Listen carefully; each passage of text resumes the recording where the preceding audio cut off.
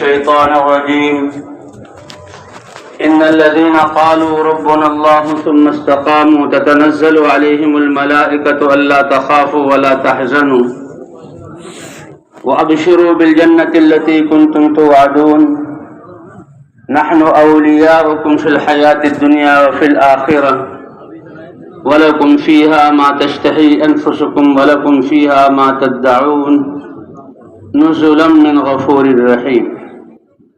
وقال تعالى فمن زحزح عن النار وأدخل الجنة فقد فاز.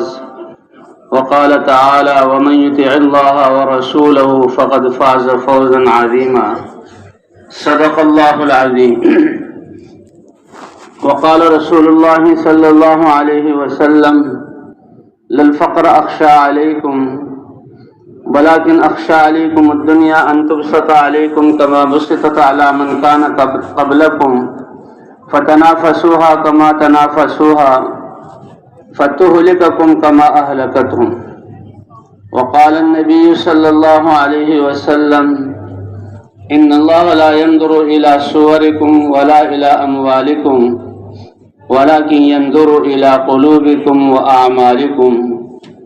وقال عليه الصلاة والسلام ألا فليبلغ الشاهد منكم الغائب أو كما قال النبي صلی اللہ علیہ وسلم. اللہ تعالیٰ نے اس کائنات میں اس انسان کو کائنات کا شہزادہ بنایا ہے. آسمان اور زمین اور ان کے اندر کی مخلوقات اور خلاؤں کی مخلوقات کو اللہ نے انسان کے لیے مسخر کیا ہے. قرآن پاک میں فرماتے ہیں هو الذی سخر لکم ما فی السماوات وما فی الارض جميعا. اللہ اپنی ذات کے بارے میں کہ میں نے اور ساتوں آسمان اور ساتوں زمین ان کے اندر کے خزانے اور ان کی خلاؤں اور فضاؤں کی مخلوقات چاہے وہ فرشتے ہوں چاہے وہ ہوائیں ہوں چاہے وہ بادل ہوں یا سورج چاند ستارے ہوں یا بہتے ہوئے یہ دریا ہوں یا زمین کے پہاڑ اور صحرا ہوں چاہے یہ جانور ہوں. اے انسان تمہیں اتنی عظمت دے کر دنیا میں بھیجا ہے سب کو تمہاری خدمت میں لگا دیا. سورج اپنی رفتار میں کمی لے آئے تو کائنات کی تباہی تم کیسے رہو گے؟ سورج کی حرارت زیادہ ہو جائے تو کیسے تم سانس لے سکو گے؟ ہوائیں رک جائیں تو دم گھٹ کے 5-7 ارب انسان چند سیکنڈوں میں مر جائیں گے.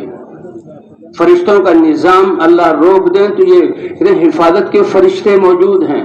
کتنے بڑے حوادثات میں انسان کہتا ہے میں تو بچ گیا اور بھائی بچے نہیں، اللہ نے حفاظت فرمائی. تو اللہ فرما رہے اے انسان تمہیں کتنی عظمت دی اور انسان کو اللہ نے عقل سمجھ دی. یہ کامیابی چاہتا ہے لیکن اس کے دیکھنے کا جو علم کے اس کے پاس آلے ہیں، دیکھنا محدود، سننا محدود، ہر طاقت محدود. ایک پاؤں اٹھا سکتا ہے دوسرا نہیں اٹھا سکتا. اس لیے یہ بہت کم کامیابی کو مطمع نظر بنا کر یہ استعداد لگاتا ہے، صلاحیتیں لگاتا ہے. اللہ کی دی ہوئی قیمتی زندگی امانت کو لگاتا ہے. اللہ نے اس کو افحسبتم انما خلقناکم عبثا، ہم نے بیکار پر پیدا کر کے تمہیں تمہارے اوپر چھوڑ دیا کہ بس ٹھیک ہے دنیا کی ساری کائنات مسخر ہے اور تمہیں اللہ نے عقل دی اب جیسے چاہے زندگی گزارو. نہیں، اللہ نے کامیابی کے لیے ایک طریقہ زندگی بنایا اور فرشتے کے ذریعے اتارا اور نبیوں کے ذریعے ہم تک پہنچایا. انسان ہمیشہ کی زندگی چاہتا ہے، انسان ہمیشہ کی جوانی چاہتا ہے، انسان ہمیشہ کی خوشی چاہتا ہے اور انسان ہمیشہ نعمتیں چاہتا ہے، زندگی چاہتا ہے. اے انسان یہ دنیا تو خود فنا ہو جانے والی ہے، یہ دنیا تو خود فنا ہو جانے والی ہے. تو بتاؤ دنیا میں یہ چیزیں تمہیں کیسے مل سکتی ہیں؟ دنیا تمہارا وطن نہیں بلکہ ایک گزرگاہ ہے. زندگی اللہ نے یہ چیزیں یہ ساری نعمتیں پوری کرنے کے لیے آخرت جو ہمیشہ ہمیشہ ہمیشہ کی زندگی ہے. وہاں کی زندگی ایسی کبھی موت نہیں، وہاں کی جوانی ایسی کبھی بڑھاپا نہیں، وہاں کی خوشیاں ایسی کبھی اس میں غمی نہیں، وہاں کی صحت ایسی کبھی بیماری نہیں، اور وہاں کی تیاری کے لیے یہ دنیا میں تھوڑا سا وقت میں تیاری کے لیے دیا ہے۔ اے اللہ آپ کتنے مہربان ہیں، کتنے مہربان ہیں کہ تیاری اور امتحان اور محنت اور مشقت کا وقت تھوڑا سا، اور کامیابی کا وقت جو ہے زمانہ ہمیشہ ہمیشہ کبھی ختم نہ ہونے والا۔ اور کامیابی کے لیے اللہ نے جسم کا وہ استعمال جو انسان کی فطرت کے مطابق ہے اور اللہ کی چاہت کے مطابق ہے، اس کو ہمارا دین بنا کر جو ہے بھیجا ہے۔ یہ دین اسلام کیا ہے؟ وہ طریقہ زندگی جو اللہ نے انسانوں کے لیے بنایا، اور وہ طریقہ زندگی جس میں اللہ نے اپنی چاہتوں کو پرو دیا اس میں، کہ میرے بندے کا دیکھنا میری چاہت کے مطابق کیا عظیم اور برکت والا دیکھنا ہوگا، اس کے بول ایسے جو اللہ کی چاہت کے مطابق، بادشاہوں، سائنسدانوں، دنیا کے چودھریوں، دنیا کی فوجوں، دنیا کے مالداروں، صنعت کاروں کے مطابق نہیں، بلکہ ایک ایک عمل اس کا اللہ کی چاہت کے مطابق، ایک عمل کی قیمت، کہ ایک جو ہے عمل اس کا ترازو کے ایک پلڑے میں رکھ دیا جائے اور ساتوں زمین اور آسمان کے خزانے دوسرے پلڑے میں، تو اس کی زبان کا ایک بول ان پلڑوں پر بھاری ہو جائے۔ تو اللہ کامیابی دینا چاہتے ہیں، ہمیشہ کی کامیابی دینا چاہتے ہیں، اور اللہ اتنے کریم ہیں، کامیابی کے سارے اسباب اللہ نے انسان کے جسم کے اندر رکھ دیے۔ کامیابی کے لیے انسان کو باہر کسی چیز کے حاصل کرنے کی ضرورت نہیں۔ دنیا میں سب سے فقیر انسان ہے، اپنے جسم کے صحیح استعمال سے کامیاب ہو جائے گا۔ پوری دنیا کا بادشاہ ہے، اللہ نے بادشاہت دی ہے اس کو، اللہ کے احکام کے مطابق زندگی گزارے تو بادشاہت میں کامیاب ہو جائے گا۔ اور وہ ایسا سرمایہ ہے کہ جو انسان کے ساتھ ہر وقت، اور یہ انسان ان اعمال کی جو کامیابی دلانے والے ہیں اس کی ایسی مشین ہے کہ ہر وقت ایک وقت میں سے کیسے اعمال صادر ہوتے ہیں۔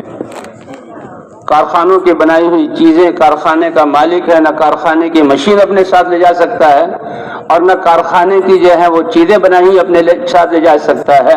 دکاندار جو مال کمایا وہ نہ سارا مال اپنے ساتھ لے جا سکتا ہے، نہ گھر کی چیزیں ساتھ لے جا سکتا ہے، اور نہ جنگلوں میں وہ کیونکہ مشین نہیں ہے وہ چیزیں بنا سکتا ہے۔ اے اللہ آپ کتنے مہربان ہیں، بچپن سے جو یقین ملا وہ میرے ساتھ ہے، بچپن کی جو نمازیں ہیں وہ میرے ساتھ ہیں، میرا سچ میرے ساتھ ہے، میرا تقوی میرے ساتھ ہے۔ اے اللہ میری نمازیں میرے ساتھ ہیں، اور پھر جہاں کہیں بھی ہوں میں اللہ کی لا الہ الا اللہ کہہ کر اور یہاں اپنی آنکھوں دیکھنے کو صحیح بنا کر ہر وقت ان اعمال کو کر سکتا ہوں جو اعمال مجھے دنیا میں بھی کامیابی دلائیں، آخرت میں بھی کامیابی دلائیں۔ یہ ایسا سرمایہ ہے کہ کوئی ڈاکو اس پر ڈاکہ نہیں ڈال سکتا، کوئی چور اس کی چوری نہیں کر سکتا، کوئی حکومت اس پر ٹیکس لگا کر اس کو کم نہیں کر سکتی، کوئی امیگریشن والے اس کو روک نہیں سکتے، حتیٰ کہ دنیا سے جب آخرت میں جائے گا تو یہ سارے اعمال اس کے ساتھ قبر میں جائیں گے، اور اس قبر میں کوئی دنیا کی چیز ساتھ نہیں جائے گی، اعمال جائیں گے۔ ان اعمال کے مطابق اللہ قبر کو جنت کا باغ بنائے گا، اور جب یہ انسان دنیا جو ہے اٹھے گا قیامت کے دن تو اس کے اعمال ایک خوبصورت شکل میں اس کے ساتھ ہوں گے، کیونکہ بڑی ہولناکی کا منظر ہوگا، اور اس کو کوئی انس دلانے والے کی ضرورت ہے۔ یہ اپنے ساتھ ایک خوبصورت منور شکل دیکھے گا جو دل کو لبھانے والی ہو۔ یہ کہے گا اے نیک بخت انسان تم کون ہو جو آج اس ہولناکی اور ڈر کے وقت میں تم میرے ساتھ ہو؟ کہا اللہ کے بندے میں تمہارا دین اور اعمال ہوں جو جس کو دنیا میں تم کیا کرتے تھے۔ یہ تمہاری روشنی تمہارے ایمان کا نور ہے، یہ تمہارے اعضاء کی چمک، تمہارے وضو کی چمک ہے، اور یہ تم اتنی نور جو ہے تمہاری نمازوں کا نور ہے۔ اور دنیا میں تم پر سوار رہتا تھا اور تم ہر وقت اس فکر میں رہتے تھے کہ کہیں اس رب کی نافرمانی نہ ہو جائے، کہیں اس کو ناراض کرنا نہ ہو جائے۔ آج میں تم کو اپنے اوپر سوار کر کے اللہ کے دربار میں لے جاؤں گا اور تمہیں اللہ کے ہاں سفارش کر کے جہنم سے بچا کر جنت میں تمہیں لے جاؤں گا، پل صراط پر سے تمہیں گزرواؤں گا۔ یہ جہنم کہ ایک شعلہ جہنم کا دنیا کے سارے پہاڑوں اس کے اسٹیل اور دھاتوں سمیت ان کو جمع کر لیا جائے، کیا فولادی یہ مجموعہ ہوگا؟ ایک چنگاری جہنم کی رکھ دی جائے، وہ ان کو جلا کر بھسم کر کے راکھ بنا دے۔ ایک جہنم کی چنگاری کی اتنی سخت بھیٹ ہوگی اور گرمی ہوگی، لیکن ایمان والے کے پاس ایمان کا جو نور ہے، اس کی ٹھنڈک اور طاقت کیسی ہوگی کہ جب ایمان والا پل صراط پر سے جہنم سے گزرے گا، جہنم کے نیچے دہکتی ہوئی آگ کی ایک چنگاری اگر دنیا کی طرف ڈالی جائے تو گھاس اگنا بند ہو جائے، جہنم چیخ اٹھے گی اور کہے گی جز یا مومن، اے ایمان والے، یہ کیسے ایمان کی ٹھنڈک اور رحمت لے کر آئے ہو، جلدی سے گزر جاؤ، تمہارا یہ ایمان جہنم کی گرمی کو ٹھنڈا نہ کر دے۔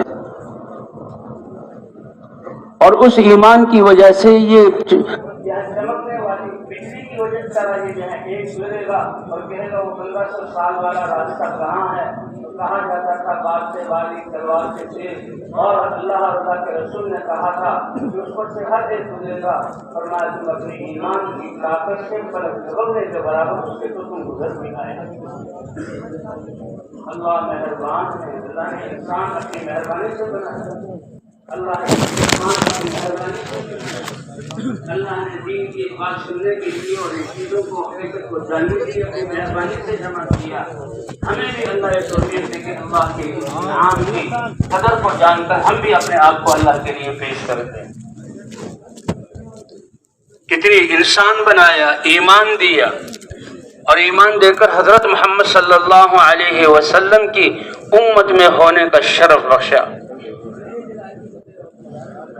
آسمانوں، پہاڑوں اور ساری مخلوق، حتیٰ کہ درندوں کی نظر میں انسان کی قیمت اس کے کارخانوں کی وجہ سے نہیں، انسان کی قیمت اس کی زمینوں کی وجہ سے نہیں، انسان کی قیمت اس کے زرق برق لباس کی وجہ سے نہیں، دائیں بائیں فوج اور ہتھیاروں کی وجہ سے نہیں، دنیا کی بادشاہت کی وجہ سے نہیں، زمین اور آسمان کی جو ساری کائنات کی نظر میں اگر انسان کی قیمت ہے تو اس کے ایمان اور اعمال کی وجہ سے ہے، ایمان اور اعمال کی وجہ سے ہے۔ اس لیے ساری کائنات کے ہاں نسبت اللہ والی چلے گی اور حضرت محمد صلی اللہ علیہ وسلم والی چلے گی۔ اللہ نے کائنات میں انسان بنایا، 7 ارب انسانوں میں سے لا الہ الا اللہ والے یقین اور علم والا اور کلمے والا بنایا، اور پھر نبیوں کے ساتھ نسبت یہ عزت کی بات ہے، کوئی ابراہیم علیہ السلام کی امت کے ساتھ پکارا جائے گا، ان کے لیے بڑی فخر کی بات ہے، اور کوئی موسیٰ علیہ السلام کے انصار اور موسیٰ علیہ السلام کے ساتھ دینے والوں کے ساتھ پکارا جائے گا، کوئی عیسیٰ علیہ السلام کے انصار اور حواریین میں سے پکارا جائے گا، اور اللہ کے رسول نے فرمایا میری امت تم اپنے قسمت پر فخر کرو کہ تمہیں قیامت میں بھی محمد صلی اللہ علیہ وسلم کے نام کے ساتھ پکارا جائے گا۔ یہ اعزاز اللہ نے دیا۔ وَكَذَلِكَ جَعَلْنَاكُمْ أُمَّةً وَسَطًا لِتَكُونُوا شُهَدَاءَ عَلَى النَّاسِ وَيَكُونَ الرَّسُولُ عَلَيْكُمْ شَهِيدًا۔ اے امت محمدیہ، حضور صلی اللہ علیہ وسلم کی نسبت، اللہ کی ذات پر ایمان، اللہ کے رسول کو رسول مان کر ان کی زندگی کو اپنانا اور ان کی فکر اور محنت کو زندگی کا مقصد بنانا، اس کی وجہ سے تم اتنے اونچے ہو کہ ابھی دنیا میں آئے نہیں، اللہ کو اتنے محبوب ہو کہ ابھی تمہارا وجود نہیں، ہزاروں سال بعد آنا ہے، لیکن موسیٰ علیہ السلام کو جو ان کی قوم کے لیے علم اور احکام ملتے ہیں، تورات کتاب ملتی ہے، وہ احکام بعد میں پڑھیں گے، لیکن اللہ اس امت کی صفات کو موسیٰ علیہ السلام کو پہلے بتلاتے ہیں۔ جسے جس سے محبت ہوتی ہے نا، ہر مجلس میں اس کا نام لانے کا، اللہ کو یہ محبوب ہے۔ کتنی کتابوں میں اللہ نے اس امت کا ذکر کیا، اے موسیٰ تیرے بعد تو ایک ایسی امت آئے گی جو نبیوں کی طرح نیکی کا حکم کرے گی اور برائیوں سے روکے گی۔ یہ اللہ، یہ نبیوں والا کام کہ جن کی دعوت اور محنت سے قوموں کی تقدیریں بدلی اور انسان گمراہی اور جہنم اور پریشانیوں سے نکل کر سیدھے راستے پر آیا، اللہ کا مقرب بنا، وہ امت یہ کام کرے گی۔ اے اللہ، اگر یہ امت دنیا میں آنی ہے تو مجھے دے دے۔ اللہ نے فرمایا اے موسیٰ، اس کو تو میں نے اپنے حبیب کے لیے چھانٹ کر رکھا ہے۔ ایک صفت نہیں 13-14 صفتیں. اور اے موسیٰ وہ امت ایسی ہوگی کہ اس کو جو کتاب دی جائے گی اور اس کتاب میں سارے نبیوں کے علوم ہوں گے اور احکام ہوں گے، اور ان علوم سے زیادہ اللہ اس امت کو، اس نبی کو وہ کتاب عطا فرمائیں گے، اور اس امت کو وہ کتاب اور نبی کو دی جائے گی، اور وہ امت مجھے اتنی محبوب ہوگی کہ یہ امت اپنے سینوں میں اس کتاب کو محفوظ کر کے چلے گی. وَأَنَاجِيلُهُمْ فِي صُدُورِهِمْ وَأَنَاجِيلُهُمْ فِي صُدُورِهِمْ.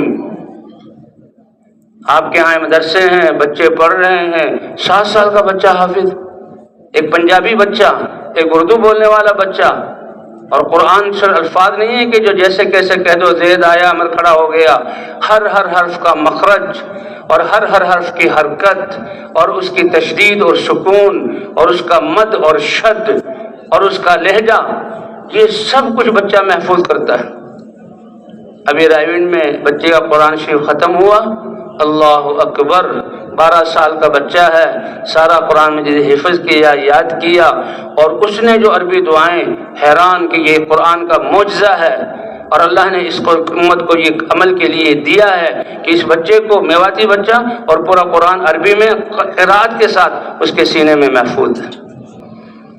تبلیغ کی برکت سے مولانا الیاس صاحب رحمۃ اللہ نے فرمایا تھا، خوش ہو جاؤ تم کہ اللہ نے تمہیں تبلیغی کام دیا، پوری دنیا تمہارے پاس آئے گی، اور اس تبلیغ کی محنت کے ذریعے نبیوں والی حضرت محمد صلی اللہ علیہ وسلم والی محنت ہے، علم زندہ ہوگا. پوری دنیا میں اربوں ارجموں میں یہ کام پھیلا آپ لوگوں کی اس محنت سے، اور وہ یہاں آپ آ رہے ہیں آپ کے ملک میں آپ سے سیکھنے کے لیے. تیونس کے ایک عرب آئے اور کہہ لیں کہ میں تیونس سے اپنے 2 بچوں کو فرنچ اسکول سے نکال کر آپ کے ہاں مدرسے میں داخل کرنے آیا ہوں. ایک کی عمر 7 سال تھی اور دوسرے کی عمر 8 سال یا 9، دونوں بھائی تھے. اور کہ یہ اسکول سے میں نے نکالا ہے، یہ فرانسیسی پڑھ رہے تھے، جیسے ہمارے یہاں انگریزی کا شوق، اس کو مدرسے میں داخل کیا. ایک مدرسے میں بڑا مدرسہ ہے، پانی پتیوں کا مدرسہ. میں 6 مہینے بعد گیا، استاد سے پوچھا کہ وہ عبدالعزیز بچہ اس کا کیا ہوا. 6 مہینے ہوئے، بچہ مانوس ہو گیا، بچے نے قاعدہ ختم کر لیا، بچہ اپنی ماں کو یاد کر کے رو تو نہیں رہا، بچہ یہاں کی مرچوں والے کھانے سے پریشان تو نہیں ہے، بچہ آپ کے ماحول میں مانوس ہو گیا. 6 مہینے، سالوں لگتے ہیں. کہیں گے مولوی صاحب کیا کہہ رہے ہو؟ بچے نے 4 مہینے میں پورا قرآن یاد کیا اور 2 مہینے میں 16 قرات کر کے فارغ ہو گئے. میں نے کیا کہہ رہے ہیں آپ؟ کہ ہاں. اس سے میں نے پوچھا تم نے قاعدہ پڑھا کہ نہیں، قرآن پڑھا ہے؟ نہیں. بیٹھو پڑھو. یہ الف با تا سا عربی گھر میں پیدا ہوا تھا، عربی بولتا تھا، مخارج اس کے صحیح. نورانی قاعدہ 2 دن میں ختم کیا. ناظرہ پڑھایا تو وہ تو آگے آگے چلتا جا رہا، بس 3-4 دن میں اس کا حفظ شروع کر دیا. اس بچے نے پہلے دن پاؤ پارا سنایا، دوسرے دن پاؤ پارا سنایا، تیسرے دن پاؤ پارا سنایا. احمد سالون کا پارا یاد ہو گیا 4 دن میں. میں نے کہا کوئی بات نہیں، ماں نے کچھ یاد کرایا ہوگا گود میں، کوئی بات نہیں. تبارک الذی 4 دن میں ختم. جب قد سمع اللہ کا اس نے پاؤ سنایا، میں نے کہا بیٹا تم تو کہہ رہے تھے میں قرآن پڑھا ہوا ہی نہیں ہوں اور تمہیں تو یہ حفظ ہے. کہا استاد جی یہ اللہ کی مہربانی ہے، میں قرآن پڑھا ہوا نہیں ہوں. میں اس پاؤ پارے کو دہراتا ہوں 1 دفعہ، اللہ میرے سینے پر اس کو چھاپ دیتا ہے. یہ اللہ کا کرم. 4 مہینے میں اس نے قرآن پاک یاد کیا. وَلَقَدْ يَسَّرْنَا الْقُرْآنَ لِلذِّكْرِ فَهَلْ مِن مُدَّكِرٍ. کوئی کسی کتاب کو جو پڑھنے والے علوم دکھا دے اتنی موٹی کتاب کے کچھ اجزاء بھی حرف برف یاد ہو، نہیں ہو سکتا، ممکن نہیں ہے. اے موسیٰ وہ امت ایسی ہوگی کہ ان کے انجیلیں، ان کی قرآن ان کے سینے میں محفوظ ہوگی.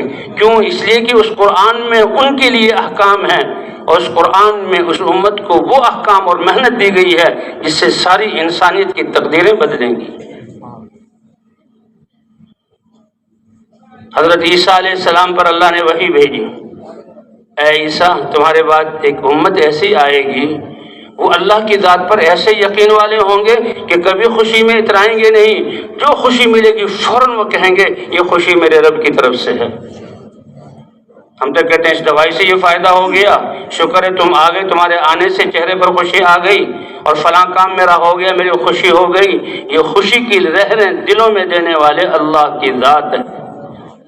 کتنے لوگ کارخانوں کے مالک ہیں، کتنے مالوں کے ڈھیر والے ہیں، کتنے لوگ ان کے پاس ڈگریاں ہیں، کتنے لوگ ان کے پاس محلات ہیں، کتنے لوگ ان کے پاس جوڑوں کے ڈھیر ہیں سونے چاندی کے، اور خوشی کی ایک لہر ان کے دل میں نہیں ہے۔ ان سب چیزوں کے ہوتے ہوئے وہ نہیں، وہ خوشی کی کیفیت سے محروم ہے، کیونکہ خوشی ان چیزوں میں نہیں ہے۔ اگر خوشی دلوں میں اتارتے ہیں، کون اتارتا ہے؟ اس لیے ایمان والا اپنے کسی لمحے کو ضائع نہیں کرتا۔ سب سے قیمتی سرمایہ زندگی کے لمحات ہیں جو اللہ نے ہمیں دیے ہیں، اور حضور فرماتے ہیں کہ دیکھو تم سب سے زیادہ نقصان زندگی کے لمحات کو ضائع کر کے کرو گے۔ بیٹھے ہوئے غفلت میں کر رہے ہو دنیا کی باتیں اور غیبت میں جا رہے ہو۔ ایک ایک لمحہ کتنا قیمتی ہے، ایک ایک سانس چلنے کے لیے اللہ نے تمہارے کتنے جسم کے نظام کو چلا رہا ہے، اور کائنات کی کتنی مخلوقات کو تمہارے لیے مسخر کیا ہوا ہے کہ تم گننا چاہو تو گن نہ سکو۔ تمہارے ڈاکٹروں نے تمہیں صحت دی ہے، تمہارے اسباب نے تمہیں یہ راحت دی ہے، تمہاری ایک ایک سانس اتنا قیمتی ہے۔ 7 ارب انسان اور یہ جاندار چیزیں، پودوں کا اگنا، اس میں اللہ کے سورج کا نکلنا، ہواؤں کا چلنا، موسموں کا بدلنا، اور پانی کا بہنا، فرشتوں کا پھرنا، کتنی چیزوں کے انسان کے لیے کہ اس کا ایک سانس آگے بڑھتا ہے۔ اور یہ موت اس کی بیماری اور حادثات کی وجہ سے نہیں آتی، موت وقت پورا ہو جائے تو اس پر آتی ہے کہ وقت پورا ہو گیا بس ختم، چلو اللہ کے پاس۔ تو اے عیسیٰ، ایک امت آئے گی جو ہر نعمت کے ملنے پر اللہ کا شکر ادا کرے گی۔ کیوں؟ ان کے دل میں ایمان ہوگا، اللہ کی پہچان ہوگی۔ ابھی میں پریشان ہو رہا تھا، ابھی اطمینان ہو گیا، ابھی خوشی آ گئی، تو کس نے دی؟ اللہ نے۔ اس لیے ہمیں ایسا دین دیا کہ نیند پوری ہو ہم اٹھیں تو الحمدللہ الذی احیانا، ایمان والا جانتا ہے کہ یہ نیند اللہ نے دی تھی، رات کی تھکاوٹ اللہ نے دور کی، کسی چیز کی تعریف نہیں کرتا، وہ کہتا ہے اے اللہ تعریف تیرے لیے ہے، تو نے مجھے سلا کر پھر دوبارہ زندگی عطا کر دی۔ اللہ اکبر! یہ کیسے پیارے کلمات ہیں، کس اللہ کی تعریف ہے، اور اللہ کتنے قدردان ہے۔ ہمیں اللہ کی رحمت کا پتہ ہی نہیں، ہم نے اللہ کو جاننے کی کوشش ہی نہیں کی، ہم تو اللہ کی مخلوق میں ایسے گھسے اور لگے، اللہ ہی کو بھول گئے کہ اللہ تعالیٰ کیسی خوشی دینے والے اور کیسی وہ اللہ تعالیٰ یہ راحتیں دینے والے۔ تو بہرحال اللہ تعالیٰ سے قدردان کہ کچھ صحابہ مسجد نبوی میں بیٹھے ہوئے، ان کے پھٹے پرانے کپڑے اور بھوکوں کی وجہ سے پتلے جسم، اور بیٹھے ہوئے ہیں، اللہ کے رسول نکل کر آئے اپنے دولت قدا سے، اور صحابہ کے سامنے کھڑے ہو کر اے میرے صحابہ تم کیا کر رہے تھے؟ اے اللہ کے رسول ہم نعمت اسلام کے ملنے پر اللہ کی حمد کر رہے تھے۔ دیکھیں ہمارا بیان کرنے والا جو بیان کرتا ہے الحمدللہ الذی ہدانا للاسلام، الحمدللہ الذی ہدانا للاسلام، یہ اللہ کی تعریف ہے، یہ اللہ اس سے خوش ہوتے ہیں۔ اے اللہ کے رسول ہم نعمت اسلام کے ملنے پر اللہ کی حمد کر رہے تھے اور اللہ کی تسبیح اور تقدیس کر رہے تھے۔ کیا پاکیزہ کلمات ہیں، سبحان اللہ، الحمدللہ، اللہ اکبر، کہ ایک سبحان اللہ اور الحمدللہ زمین اور آسمان کی فضاؤں کو روشن کر دے، کہ جس دن بجلی چلی جائے، چاند بھی نہ ہو، رات اندھیری ہو، کالی وہ ہوا چل رہی ہو اور سخت سردی کی رات ہو، اور کیسا اندھیرا ہوتا ہے، اس میں ایک تیلی کی روشنی انسان کے لیے کتنی بڑی نعمت ہے، اور تمہارے سبحان اللہ کہنے سے اللہ زمین سے لے کر آسمان کی فضا کو بھر دیں گے۔ کیا طاقت ہے تمہاری اس بول کی؟ تمہارے الحمدللہ کہنے سے کیا فضائیں نورانی ہو جائیں گی، اور یہ نور قیامت میں تمہارے ساتھ ہوگا، یہ نور قیامت میں تمہارے ساتھ ہوگا۔ اے اللہ کے رسول ہم نعمت اسلام کے ملنے پر اللہ کی حمد بیان کر رہے ہیں، اللہ کی تسبیح کر رہے ہیں، اللہ کی تقدیس کر رہے ہیں، یہ اس کا حق ہے۔ اللہ کے رسول نے کہا کہ میں تمہیں قسم دیتا ہوں، تم قسم کھا کر بتاؤ، اسی لیے بیٹھے تھے۔ اللہ کے صحابہ نے سب نے کہا اللہ ما اجلسنا الا ھذا، تو ہم بھی صاف صاف بتا رہے ہیں اللہ کی قسم اسی چیز نے ہمیں بٹھایا، ہم بیٹھے ہوئے تو کیا کریں، اللہ کی حمد بیان کریں، اللہ کی تسبیح اور تقدیس کریں۔ اب تھوڑی سی تعداد ہے اور جسم پتلے پتلے ہیں، لباس پھٹا پرانا ہے، اور مسجد میں زمین پر بیٹھے ہوئے، چٹائیاں نہیں تھی، قالینیں نہیں تھی، حضور کے گھر میں مٹی پر آپ بیٹھتے تھے، چٹائی پر سوئے تو آدھا جسم زمین پر آدھا جسم چٹائی پر. ایک سردار آئے تو آپ ایک تکیے پر بیٹھے ہوئے تھے اور کچھ حصہ آپ کا مٹی پر، مٹی آپ کا فرش تھا. تو صحابہ کرام نے عرض کیا یا رسول اللہ ہم بھی اللہ کو گواہ قسم کھا کر کہتے ہیں. حضور نے فرمایا صحابہ میں تو نبی ہوں اور میں تو اپنا دل تمہارے بارے میں پاکیزہ بدگمانی نہیں تھی، لیکن اس وجہ سے کہ تم پوری بات نہ بتاؤ کہ ہلکی بات ہے، نہیں بات بہت عظیم ہے، اس لیے میں نے قسم دی. تم اسی لیے بیٹھے تھے، تم سچے ہو تو سن لو. میں تمہیں کیا بتانے آیا ہوں؟ اللہ نے جبرائیل علیہ السلام کو آسمان سے میرے اوپر پاس بھیجا اور مجھے حکم دیا. جبرائیل نے کہا اے اللہ کے رسول اپنے ان صحابہ کو بتا دو تمہاری اس چند کلمات پر اللہ عرش پر فرشتوں پر فخر فرما رہے ہیں. دنیا پر ہزار احسان کرو اور وہ پھر کتنی ناشکری کرتے ہیں. تھوڑی سی تکلیف پہنچ جائے اللہ کتنے قدردان ہے. یہ فجر کی نماز اور ظہر کی نماز ان کو صلاتان مشہودتان محظورتان کہا جاتا ہے. یہ کیسی پیاری نمازیں ہیں. فجر کی نماز اور جو ہے عصر کی نماز، ہر نماز قیمتی ہے. ایک اور حدیث کہ جو عشاء کی نماز جماعت کے ساتھ پڑھ لے گا، اب اس نے سونا ہے، زندگی بڑی مختصر ہے، ہمیشہ کی زندگی کے لیے سرمایہ جمع کرنا ہے. یہ 3-4 گھنٹے سونے میں گزر جائیں، کوئی عمل نہ ہو، ایمان والے کے بارے میں یہ برداشت نہیں. فرمایا جو عشاء کی نماز جماعت کے ساتھ پڑھ لے اللہ اس کو آدھی رات کا پہلا حصہ کھڑے ہو کر تہجد پڑھنے کا ثواب لکھ دیتے ہیں. یہ زندگی قیمتی ہے، اس کا بدلہ ملے گا. ہمیشہ کی زندگی، یہ چند روزہ ناپائیدار زندگی کے لیے ہم اپنے آپ کو بوڑھا کر دیتے ہیں، بچوں کو قربانیاں کر رہے ہیں. اللہ یہی قربانی دین کے لیے چاہتے ہیں کہ دنیا بھی بناؤں گا آخرت بھی بناؤں گا.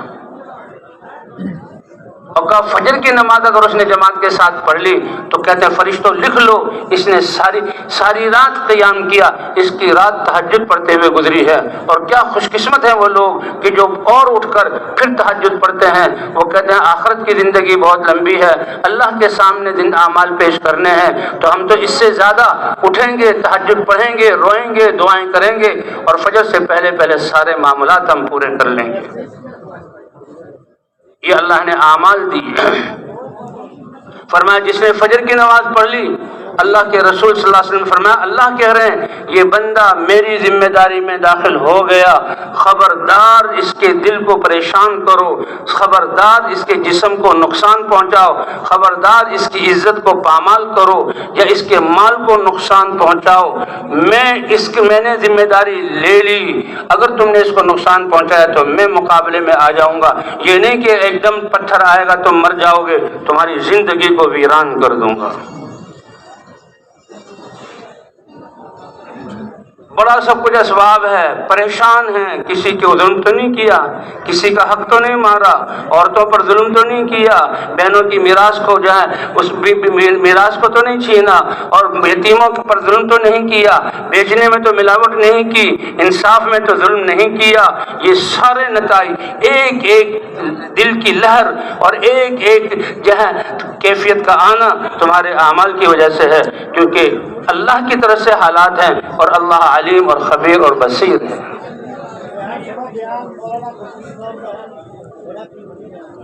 تو فرمایا کہ اتنے قدردان. تو یہ 2 نمازیں ہیں فجر اور عصر کی، اور یہ کیسی نمازیں ہیں کہ اس میں حاضر ہوا جاتا ہے اللہ کتنے قدردان ہیں کہ کیا ہے، ایک انسان کے ساتھ حفاظت والے فرشتے اللہ نے مقرر کیے ہوئے. اور جی ایکسیڈنٹ ہوا تھا، گاڑی کی کیفیت کو دیکھ کر لوگ کہہ رہے ہیں اس میں سے بچ نہیں سکتے، اور ہمارے جسم پر خراش بھی نہیں آئی. اور بھائی نہ تمہارا کمال ہے نہ ڈرائیور کا، تم نے تو مار دی تھی گاڑی اور گاڑی تباہ ہو گئی. یہ اللہ کی حفاظت کا کمال ہے کہ اتنے بڑے حادثے میں اللہ نے اپنے فرشتوں کے ذریعے تمہاری حفاظت کی اور تمہارا بال بھی بیگا نہیں کیا. اور جب جو اللہ نے لکھا ہوا ہے، جب چاہے تم قلعوں میں، فوجوں میں اور بختر بند گاڑیوں میں ہو، اللہ وہاں تمہیں نقصان پہنچا کر رہیں گے. جو لکھا ہوا ہے اس لیے ہمارا ایمان مسلمان کسی حال سے پریشان نہیں ہوتا. یہ ایمان اتنا بڑا سرمایہ، اتنی بڑی دولت، دنیا میں بھی اطمینان دلانے والا، آخرت میں بھی. او بھائی، تبلیغ کے ذریعے یہ کہا جا رہا ہے اپنے اس ایمان کو بنا لو جو سب سے بڑا سرمایہ، دنیا میں بھی تمہیں اطمینان دلانے والا اور آخرت میں بھی. جس ایمان کے ذرے پر اللہ دنیا سے 10 گنا بڑی جنت عطا فرما دیں گے، اس ایمان کے کمال پر اللہ اپنے نبی کی پڑوس میں تمہیں جنت عطا فرمائیں گے، ہمیشہ کی جنت عطا فرمائیں گے. اللہ نے 5 نمازوں کا حکم دیا. اب یہ نمازوں کے فضائل، فجر اور جو ہے عصر، یہ مشہودتان ہیں، اس کی گواہی دی جاتی ہے. اللہ کو سب کچھ پتہ ہے، فرشتوں سے زیادہ پتہ ہے کہ ایک حفاظت کے فرشتے ہیں جو ہر وقت تمہارے ساتھ ہیں. جب تقدیر کا آتی ہے تو وہ فرشتے ہٹ جاتے ہیں اور بغیر کسی وجہ کے انسان جو ہے کہ کھڑا گر گیا اور کولے کی ہڈی ٹوٹ گئی، یہ کھڑا گر گیا اور روح نکل گئی. کیوں؟ وقت آیا تھا، حفاظت کے فرشتے پیچھے ہٹ گئے تھے. اس کے علاوہ 2 فرشتے یہ جو انسان کے اعمال لکھنے کے لیے آتے ہیں. اللہ جانتے ہیں، اللہ خود اپنے صحیفے نامے اعمال پہ لکھوا سکتے ہیں، فرشتوں کو مقرر کیا. اور پھر ان فرشتوں کا آنا اور جانا کس وقت اللہ نے مقرر کیا. مسلمان سے نماز نہیں چھوٹ سکتی. وہ فجر کی نماز میں بھی اللہ کے گھروں میں ہوں گے، وہ عصر کی نماز میں بھی اللہ کے گھروں میں ہوں گے، وہ ظہر کی نماز کو بھی ادا کریں گے، وہ مغرب اور عشاء کو بھی ادا کریں گے. ان کی ڈیوٹی بدلتی ہے فجر میں اور عصر میں. اللہ جانتے ہیں کہ جو فجر میں فرشتے آئے اور عصر کے وقت آسمانوں پر چڑھے، اللہ جانتے ہیں، پوچھتے اے میرے فرشتوں، میرے بندے کو کس حال میں چھوڑا، کس حال میں کس حال میں چھوڑا. اور وہ فرشتے فخر کے طور پر اے اللہ، ہم جب ان کی فجر کی نماز میں گئے تو صفوں میں کھڑے ہو کر تیرے سامنے ہاتھ باندھے ہوئے تھے، اور جب ہماری ڈیوٹی بدلی ہم چھوڑ کر آئے تو عصر کی نماز میں ان کو چھوڑا ہے. اللہ کے دربار میں فرشتے اللہ پوچھتے ہیں اور گواہی دیتے ہیں. آج کتنے مسلمان اس نماز کو چھوڑ کر کتنا اپنا نقصان کر رہے ہیں. اسی طرح فجر میں جو آتے ہیں ساری رات جو ہے وہ اب اعمال لکھتے ہیں اور گواہی دیتے اے اللہ، ہم نے عصر کی نماز جب گئے تھے عصر میں ان کو جو ہے نماز پڑھتے ہوئے پایا تھا، اور ابھی فجر کی نماز میں ان کو نماز پڑھتا ہوا چھوڑ کر آئے ہیں. اللہ نے حضرت محمد صلی اللہ علیہ وسلم کی امت میں ہونے کا شرف بخشا، اور اللہ تعالیٰ نے اپنے احکام یہ ہمیں دین اسلام کی صورت میں عطا فرمائے. تو حضرت جو ہے عیسیٰ علیہ السلام، عیسیٰ وہ ایسی امت ہوگی نعمتوں کے ملنے پر اللہ کا شکر ادا کریں گے اور ناگواری پہ آنے پر وہ صبر کریں گے. یہ سر میں درد ہوا، یہ فلاں چیز گم ہو گئی، فلاں مال چلا گیا، ایک اللہ کے امر کی وجہ سے. اور یہ حال جو آیا ہے، اللہ تو ارحم الراحمین ہے، اللہ مجھے اپنے قریب کرنا چاہتے ہیں، اللہ میری تربیت کرنا چاہتے ہیں. انا للہ و انا الیہ راجعون. صبر کیا، فرمایا کہ وہ خوشیوں پر جو ہے شکر کریں گے اور ناگواریوں پر صبر کریں گے، اور ان کے پاس اپنا کوئی علم اور حلم بھی نہیں ہوگا. عیسیٰ علیہ السلام حیران ہوئے، اے اللہ یہ کیسے خوش قسمت لوگ ہیں کہ ان کے پاس علم بھی نہیں اور حلم بھی نہیں، پھر وہ صبر اور شکر پر کیسے آئیں گے؟ اللہ فرمائیں گے یہ میرے خاص وہ امت ہوگی، اعطیہم من علمی واعطیہم من حلمی. اپنے علم میں سے میں ان کو علم عطا کروں گا اور اپنے حلم میں سے میں ان کو حلم عطا کروں گا. اعطیہم من علمی واعطیہم من حلمی. حضرت داؤد علیہ السلام اللہ نے وہی بھیجی، اے داؤد انی باعث بعدک نبیا اسمہ محمد و احمد. تیرے بعد ایک عظیم الشان اپنے محبوب حضرت محمد صلی اللہ علیہ وسلم کو نبی بنا کر بھیجنے والا ہوں. وہ اتنا پیارا ہوگا کہ کبھی میری ناراضگی کی طرف قدم اٹھائے گا، لا یغضبنی ابدا، اور میں اس پر اتنا شفیق اور مہربان ہوں، کبھی اس پر غصہ ہی نہیں ہوں گا. اور یہ اس کا اعزاز ہے کہ وہ گناہ نہیں کرے گا، پھر بھی میں نے اس کی عزت کو ظاہر کرنے کے لیے لکھ دیا، اگر اس سے گناہ بھی صادر ہو گیا میں نے پہلے ہی اس کو معاف کر دیا. یہ تو اس نبی کی شان ہے. اور اے داؤد اس کی امت بھی ایسی امت ہوگی، امتہ امت مرحومہ. اس کی زندگی، اس امت کی، اس کا ہر پل اور اس کی فکر اور غم ہر وقت ایسے کہ اللہ کی رحمتوں کی بارش ہوگی. کیوں؟ اس لیے کہ افترضت علیہم الفرائض التي افترضت علی الانبیاء، ان کو وہ فرائض دیے جو نبیوں کو دیے ہیں، اور ان کو نوافل دیے جو نبیوں کو عطا کیے ہیں، اور یہ قیامت میں آئیں گے پہلی امتوں کے پاس، کیونکہ ان کی اپنی ذاتی زندگی کو ٹھیک کرنا، اللہ کی طاعت میں گزارنا، یہ ان کی ذمہ داری تھی۔ ان کے پاس جو ہے وہ اپنی زندگی کے ایمان کا نور، نمازوں کا نور، اللہ کے احکام کا نور ہوگا، لیکن یہ امت اسی طرح ممتاز ہوگی کہ ان کے جسموں سے جو نور نکلے گا وہ نبیوں والا نور نکلے گا، وہ نبیوں والا نور نکلے گا۔ کیوں؟ اس لیے کہ ان کو نبیوں والی محنت اور ذمہ داری دی گئی ہوگی، ایسی محنت جس سے اللہ کا دین، اللہ کے احکام پوری دنیا میں زندہ ہوں اور امت دین کی محنت کرنے والے بنے۔ نورہم مثل نور الانبیاء۔ اس لیے حضور صلی اللہ علیہ وسلم نے فرمایا تم فخر اور ناز کرو اپنے نصیبے پر کہ اللہ نے تمہیں میرے جیسا نبی عطا فرمایا ہے۔ یہ تو پہلی کتابوں میں ذکر کیا، اور قرآن پاک میں کیا کہا؟ کنتم خیر امت، تم خود پڑھ رہے ہو، دیکھ لو، اللہ کہہ رہے ہیں، تم منہ سے بول رہے ہو کہ تم سب سے بہترین امت ہو، اس لیے کہ تمہیں سارے انسانوں کی نفع رسانی کے لیے نکالا گیا ہے۔ اور سارے انسانوں کی نفع رسانی کیا ہے؟ کہ تم نیکیوں کا حکم کرو گے، برائیوں سے روکو گے۔ نیکیوں سے ان کی زندگیوں میں اطمینان، چین اور سکون منور، اور اللہ کی طرف سے سعادتیں اتریں گی، اور جن برائیوں سے جہاں پریشانیاں آتی ہیں، لڑائیاں ہوتی ہیں، نفرت ہوتی ہے، خود غرضی ہوتی ہے، ان سے تم روکو گے۔ تأمرون بالمعروف وتنہون عن المنکر کی جو شان امتیاز، یہ تو ان کی کتاب میں لکھا ہوا ہے۔ اور کہیں اللہ فرمائیں گے اے ایمان والو تم اپنی جان اور مال اللہ کے دین کو زندہ کرنے کے لیے لگاؤ، کیونکہ اللہ نے تمہاری یہ ڈیوٹی مقرر کی ہے، اور اس کے لیے اللہ نے چن کر تمہیں حضرت محمد صلی اللہ علیہ وسلم کی امت میں پیدا کیا ہے۔ وجاہدوا فی اللہ حق جہادہ هو اجتباکم، اپنے جان اور مال کو لگاؤ۔ انسان کہتا ہے میں اپنے وقت کو، اپنے مال کو ایسی جگہ لگاؤں جہاں سب سے زیادہ نفع ہے۔ اللہ فرما رہے اے امت محمدیہ، میں نے تمہاری جان اور مال لگانے کا میدان نبیوں والی محنت دی ہے، جس سے کروڑوں انسانوں کی دنیا بھی بنے گی، آخرت بھی بنے گی، اور ان سب کے برابر میں تمہاری دنیا اور آخرت کو بناؤں گا۔ اللہ نے یہ جو ہے یہ جو ہے اس کو ذمہ داری دی، یہ قرآن میں ذکر کیا۔ اور بھائی آخرت میں کیا ہوگا؟ وَكَذَلِكَ جَعَلْنَاكُمْ أُمَّةً وَسَطًا لِتَكُونُوا شُهَدَاءَ عَلَى النَّاسِ وَيَكُونَ الرَّسُولُ عَلَيْكُمْ شَهِيدًا، تمہیں اعتدال والا اور بڑے پیارا دین تمہیں مرحمت فرمایا۔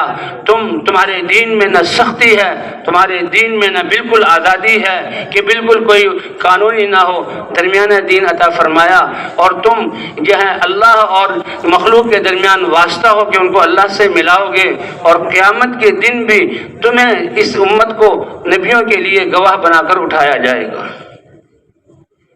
جو نافرمان ہوں گے اللہ فوراً نہیں کہیں گے جاؤ، اللہ پوچھیں گے اے میرے بندو کیا میں نے تمہارے پاس رسول نہیں بھیجا تھا؟ نبی تمہارے پاس خود نہیں آئے تھے، انہوں نے سمجھایا نہیں تھا، میری نشانیاں نہیں آئی تھی، لیکن جھوٹ ایسی ذلت اور ایسی بری عادت ہے کہ جو جھوٹ بول رہے ہوں گے وہ اللہ کے سامنے بھی جھوٹ بولیں گے۔ کیا اللہ کو پتہ ہے؟ اور وہ فوراً کیا کہیں گے؟ ما جاءنا من بشیر و نذیر، اے اللہ ہمارے پاس کوئی رسول نہیں آیا، کوئی ڈرانے والا نہیں آیا، کوئی آیت نہیں آئی۔ کیا یہ ذلت والا کام اللہ کے سامنے؟ اس لیے قرآن میں بھی اور حدیث میں بھی دیکھو اپنے آپ کو جھوٹ سے بچاؤ، ایاکم وقول الزور، جھوٹ کو سے بچاؤ۔ ابو سفیان اسلام سے پہلے حضرت محمد صلی اللہ علیہ وسلم اور دین اسلام کے کتنے مخالف تھے، اپنی ساری ایڑی کی چوٹی کے زور لگا رہے تھے، کیونکہ حضور صلی اللہ علیہ وسلم کی تشریف آوری پر انسانیت بت پرستی سے نکل رہی تھی اور جاہلیت سے نکل رہی تھی، اور باپ دادا کے دین اور رسم و رواج اور بچیوں کو زندہ درگور کرنا، بیٹوں کو قتل کرنا، خون بہانا اس سے نکل رہی تھی۔ تو ابو سفیان نے یہ مخالفت کی، جسوجی ابو جہل، عتبہ، شیبہ سارے یہ مخالفت کر رہے تھے۔ ایک موقع پر ایسا ہوا ابو سفیان تجارت کے لیے روم گیا ہوا تھا، ہرقل کے شہر میں تھا، ادھر سے صحابہ کرام کی جماعت اللہ کے رسول کا پیغام اور خط لے کر پہنچے۔ جب خط لے کر پہنچے بادشاہ تک ہرقل کو دیا، اور اس میں لکھا ہوا تھا یہ خط اللہ کے رسول محمد صلی اللہ علیہ وسلم کی طرف سے روم کے بادشاہ، روم کے جو ہے صاحب اور ہرقل کی طرف یہ خط ہے، میں اللہ کا رسول ہوں، اور دعوت دیجیے کہ تم اسلام لے آؤ، سلامتی پا جاؤ گے، اور تم مسلمان ہو گئے تو تمہاری رعایا بھی تمہاری اتباع میں، کیونکہ لوگ اپنے بادشاہوں کے دین پر ہوتے ہیں، ان سب کا ثواب تمہیں ملے گا۔ اللہ کے رسول نے یہ لکھا تھا۔ بہرحال واقعہ تو بہت لمبا ہے۔ انہوں نے کہا بھائی دیکھو اس علاقے سے جہاں سے یہ لوگ آئے ہیں اور کوئی لوگ بھی ہمارے ہاں آئے ہیں، کہتے جی ہاں ایک تاجر قافلہ ہے اور اس میں ایک سردار ہے ابو سفیان، تو اس کو بلاؤ، میں اس سے بھی پوچھوں، کیونکہ ہماری کتابوں میں نبی آخر الزمان کی یہ علماء موجود ہیں، نبی آخر الزمان کی صفات لکھی ہوئی ہے۔ ابو سفیان چلے گئے اور کہتے ہیں میں نے جب صحابہ کو دیکھا اور حضور کا خط میرے پاؤں تلے کی زمین نکل گئی کہ ہم تو اس آواز کو مکے ہی میں دبانا چاہتے تھے، یہ آواز تو ہرقل اور روم کے ایوانوں میں پہنچ گئی، ایوانوں میں پہنچ گئی، ہماری ساری تدبیریں دھری کی دھری رہ گئی، بدر میں شکست کھائی، احد میں شروع میں شکست کھائی، اور ہم جو ہے غزوہ احزاب میں جو ہے ذلیل ہوئے، اور آج یہ آواز یہاں پہنچ گئی۔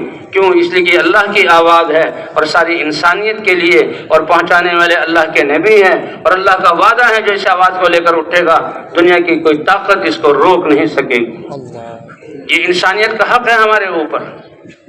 تب وہ سفیان سے پوچھا کہ یہ محمد صلی اللہ علیہ وسلم کے جی ہاں یہ اللہ کے رسول، اپنے آپ کو اللہ کا رسول کہتے ہیں، ان کا نسب کہتا ہے کیسا ہے؟ بہت اونچا، ان کی صفات کیسی؟ اس نے کہا یہ جو ہے نبوت کی اور رسالت کی علامت ہے۔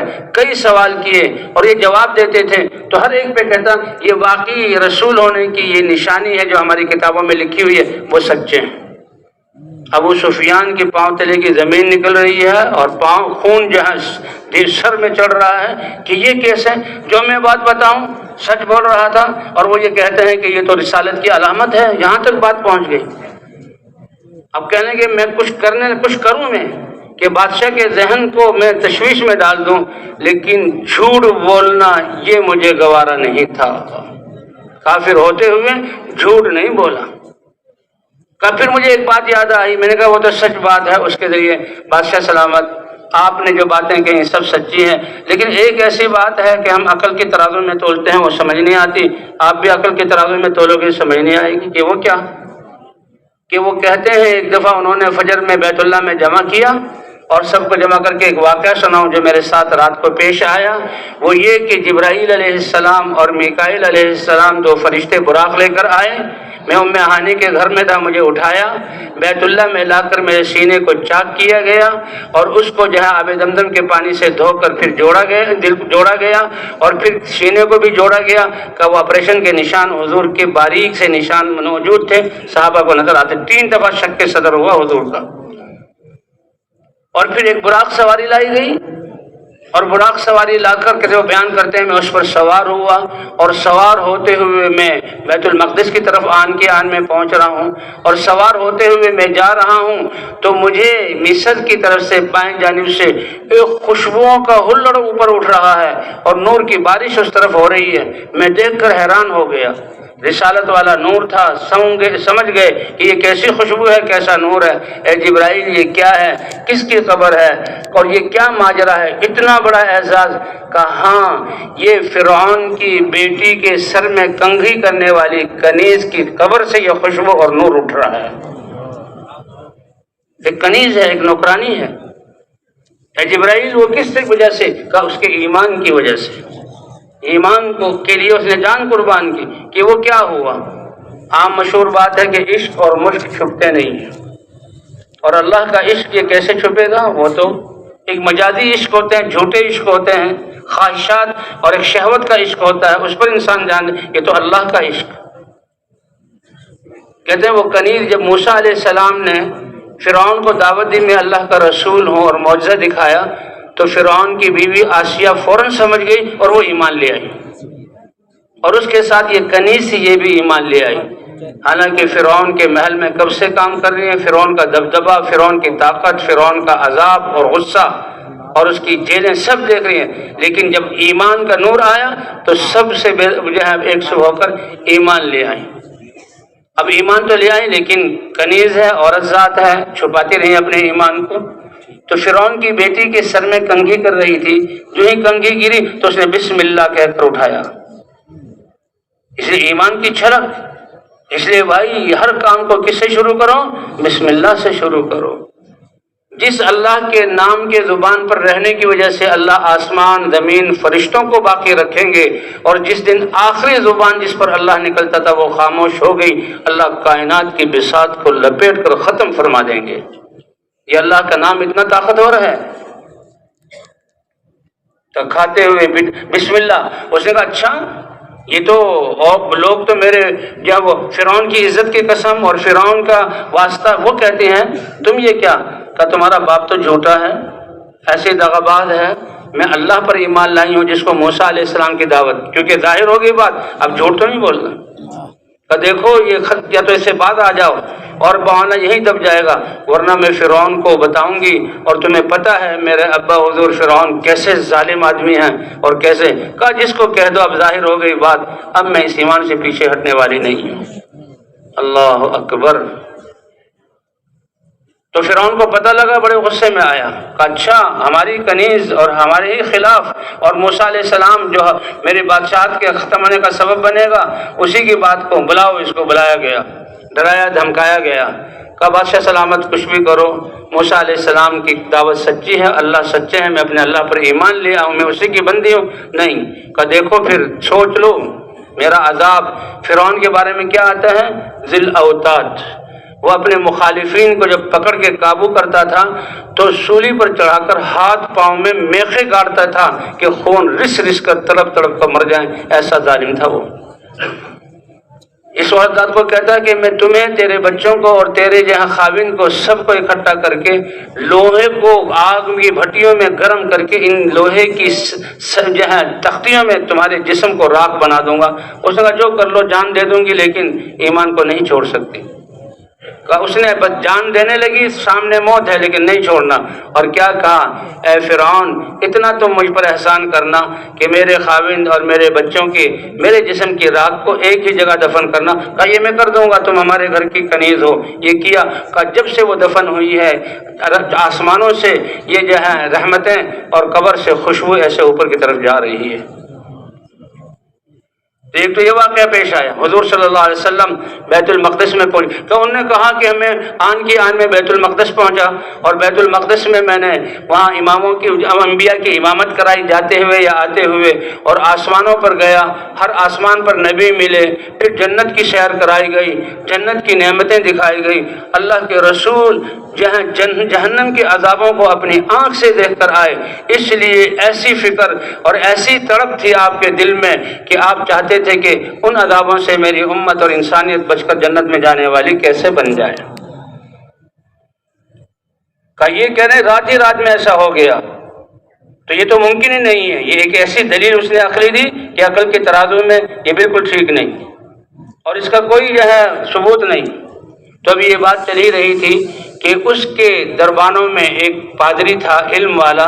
اس نے کہا بادشاہ سلامت میں اس بات کی گواہی دیتا ہوں کہ یہ واقعہ سچا ہے. بادشاہ سلامت میں اس بات کی گواہی دیتا ہوں یہ واقعہ سچا ہے. جتنے سال پہلوں کی یہ بات کر رہے ہیں، چند عرصے پہلے کی، اس وقت میں بیت اللہ میں مسجد بیت المقدس میں بطور خادم اور نگران کی تھا. اور میرا کام یہ تھا کہ جب سب آدمی چلے جائیں تو دروازوں کو بند کر کے بڑے دروازے کو بھی بند کرتا تھا، اور آسانی سے دروازے بند ہو جاتے ہیں. ایک رات میں نے دیکھا جب بڑے دروازے کو بند کرنے لگا، وہ تو ایسے جیسے کہ اس پر پہاڑ رکھا ہوا، ہلے نہیں. میں نے لوگوں کو بلایا، دھکا دیا، بالکل نہیں ہلا. اور ترخان آیا، اس نے بھی کچھ چھیلا، بالکل آگے پیچھے نہیں ہوا. میں نے کہا کوئی مسئلہ ہے. میں چلا گیا، رات بھر گزاری. صبح کو جو آیا تو دروازے کو دھکا دیا، بالکل ہلکا تھا، اور ایسے محسوس ہو رہا تھا کہ بڑی ہستیاں یہاں آئی ہیں، گئی ہیں. یہ بالکل واقعہ سچ ہے. یہ وہی رات ہے کہ اللہ نے اپنے نبی کو امام بنایا جو ہے. یہ اس نے فوراً تصدیق کی. تو ابو سفیان کہتا تھا کہ میں اس وقت بھی واقعہ تو پیش کیا، اسی میں بھی میں فیل ہو گیا، لیکن میں نے جھوٹ بولنے کو برداشت نہیں کیا. تو بھائی یہ جب اللہ تعالیٰ قیامت کے دن کافروں سے ما جاءکم من بشیر و نذیر، کیا میرے عذاب ڈرانے والے خوشخبری سنانے والے نہیں آئے تھے؟ وہ جھوٹ بولیں گے کوئی نہیں آیا۔ اللہ نبیوں کو پیش کر دیں گے، اے نوح، اے ابراہیم، اے موسیٰ، اے عیسیٰ، اے شعیب، اے ہود، اے صالح، کتنے بڑے انبیاء اور کتنی تکلیفوں سے پیغام پہنچایا، اور نوح علیہ السلام نے 950 سال دعوت دی، تم نے میرا پیغام پہنچایا کہ اے اللہ ہم نے بالکل پہنچایا۔ کہ تمہارا گواہ کون ہے؟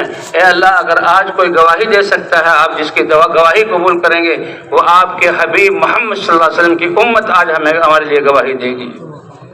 وَكَذَلِكَ جَعَلْنَاكُمْ أُمَّةً وَسَطًا لِتَكُونُوا شُهَدَاءَ عَلَى النَّاسِ۔ یہ اعزاز، یہ اکرام اللہ کے دربار میں ساری انسانیت اور جنات کے سامنے، سارے فرشتوں کے سامنے، جنت کی زینت اور دوزخ کی ہیبت کے ساتھ آج اس امت کو یہ عزت دی جا رہی ہے، یہ اس تبلیغ دعوت والے کام کی وجہ سے۔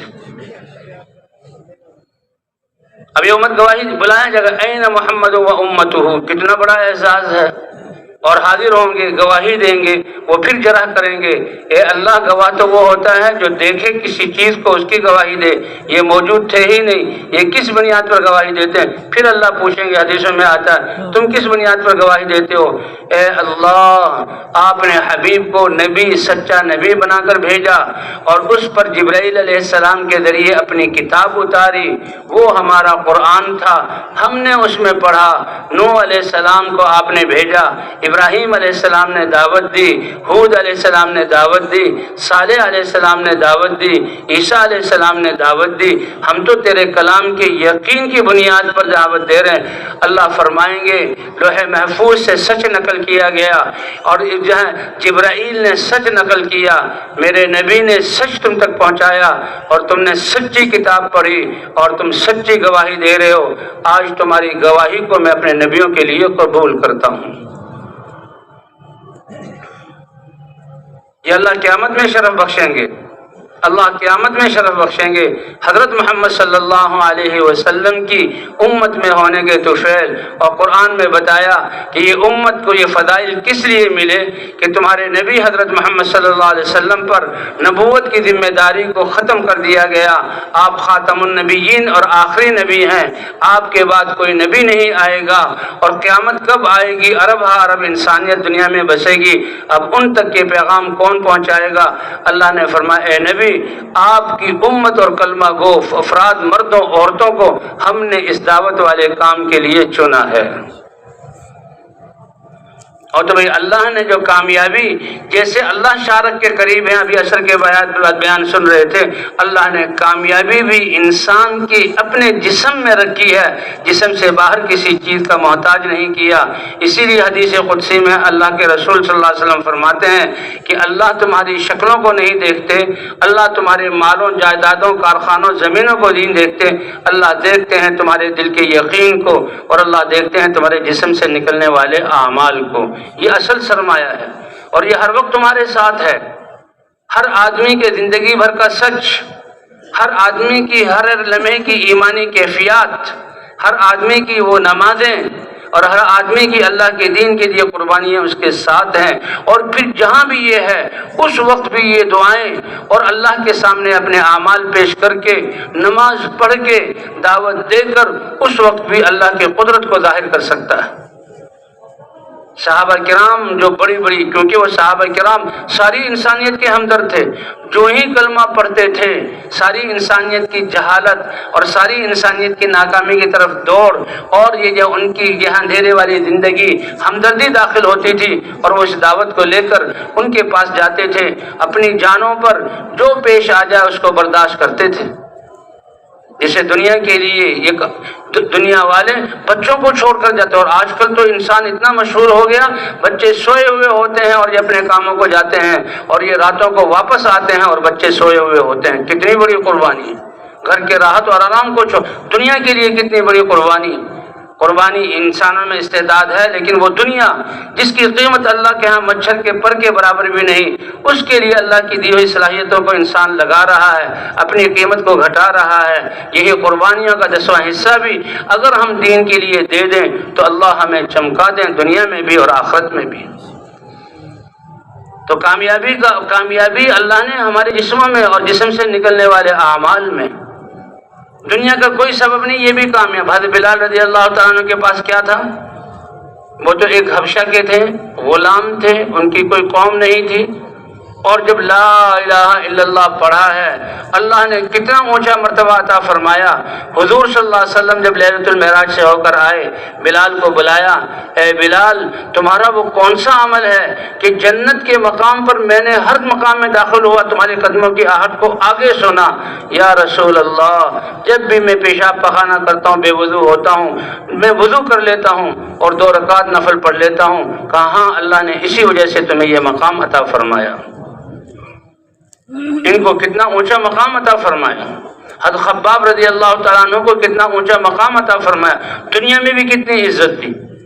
حضرت عمر ابن خطاب رضی اللہ تعالیٰ عنہ، جب اللہ نے ان کو خلافت دی اور ان کی فوجیں مدینے سے روم اور فارس کی سلطنتوں کو توڑا اور ان کے خزانے وہاں آئے، تو حضرت عمر ابن خطاب اور ایسے اللہ نے عزت دی کہ بیت المقدس تک جب قادسی وجہ یرموک کی جنگ میں صحابہ پہنچے ہیں اور بیت محاصرہ کیا ہے، تو یہودیوں نے پیغام بھیجا کہ دیکھو ہماری کتابوں میں وہ ہستی جو اس کو فتح کرے گی اس کی صفات لکھی ہوئی ہیں، تم ان کو اپنے امیر کو ہمارے پاس بلواؤ، اگر ہم ان کی صفات اپنی کتابوں میں دیکھ لیں تو ہم جو ہے بیت المقدس کی چابی دے دیں گے، کیونکہ ہماری کتاب میں لکھا ہوا انہیں فتح کرنا، پھر ہم لڑ کر اپنا خون نہیں بہائیں گے، خون ضائع نہیں کریں گے۔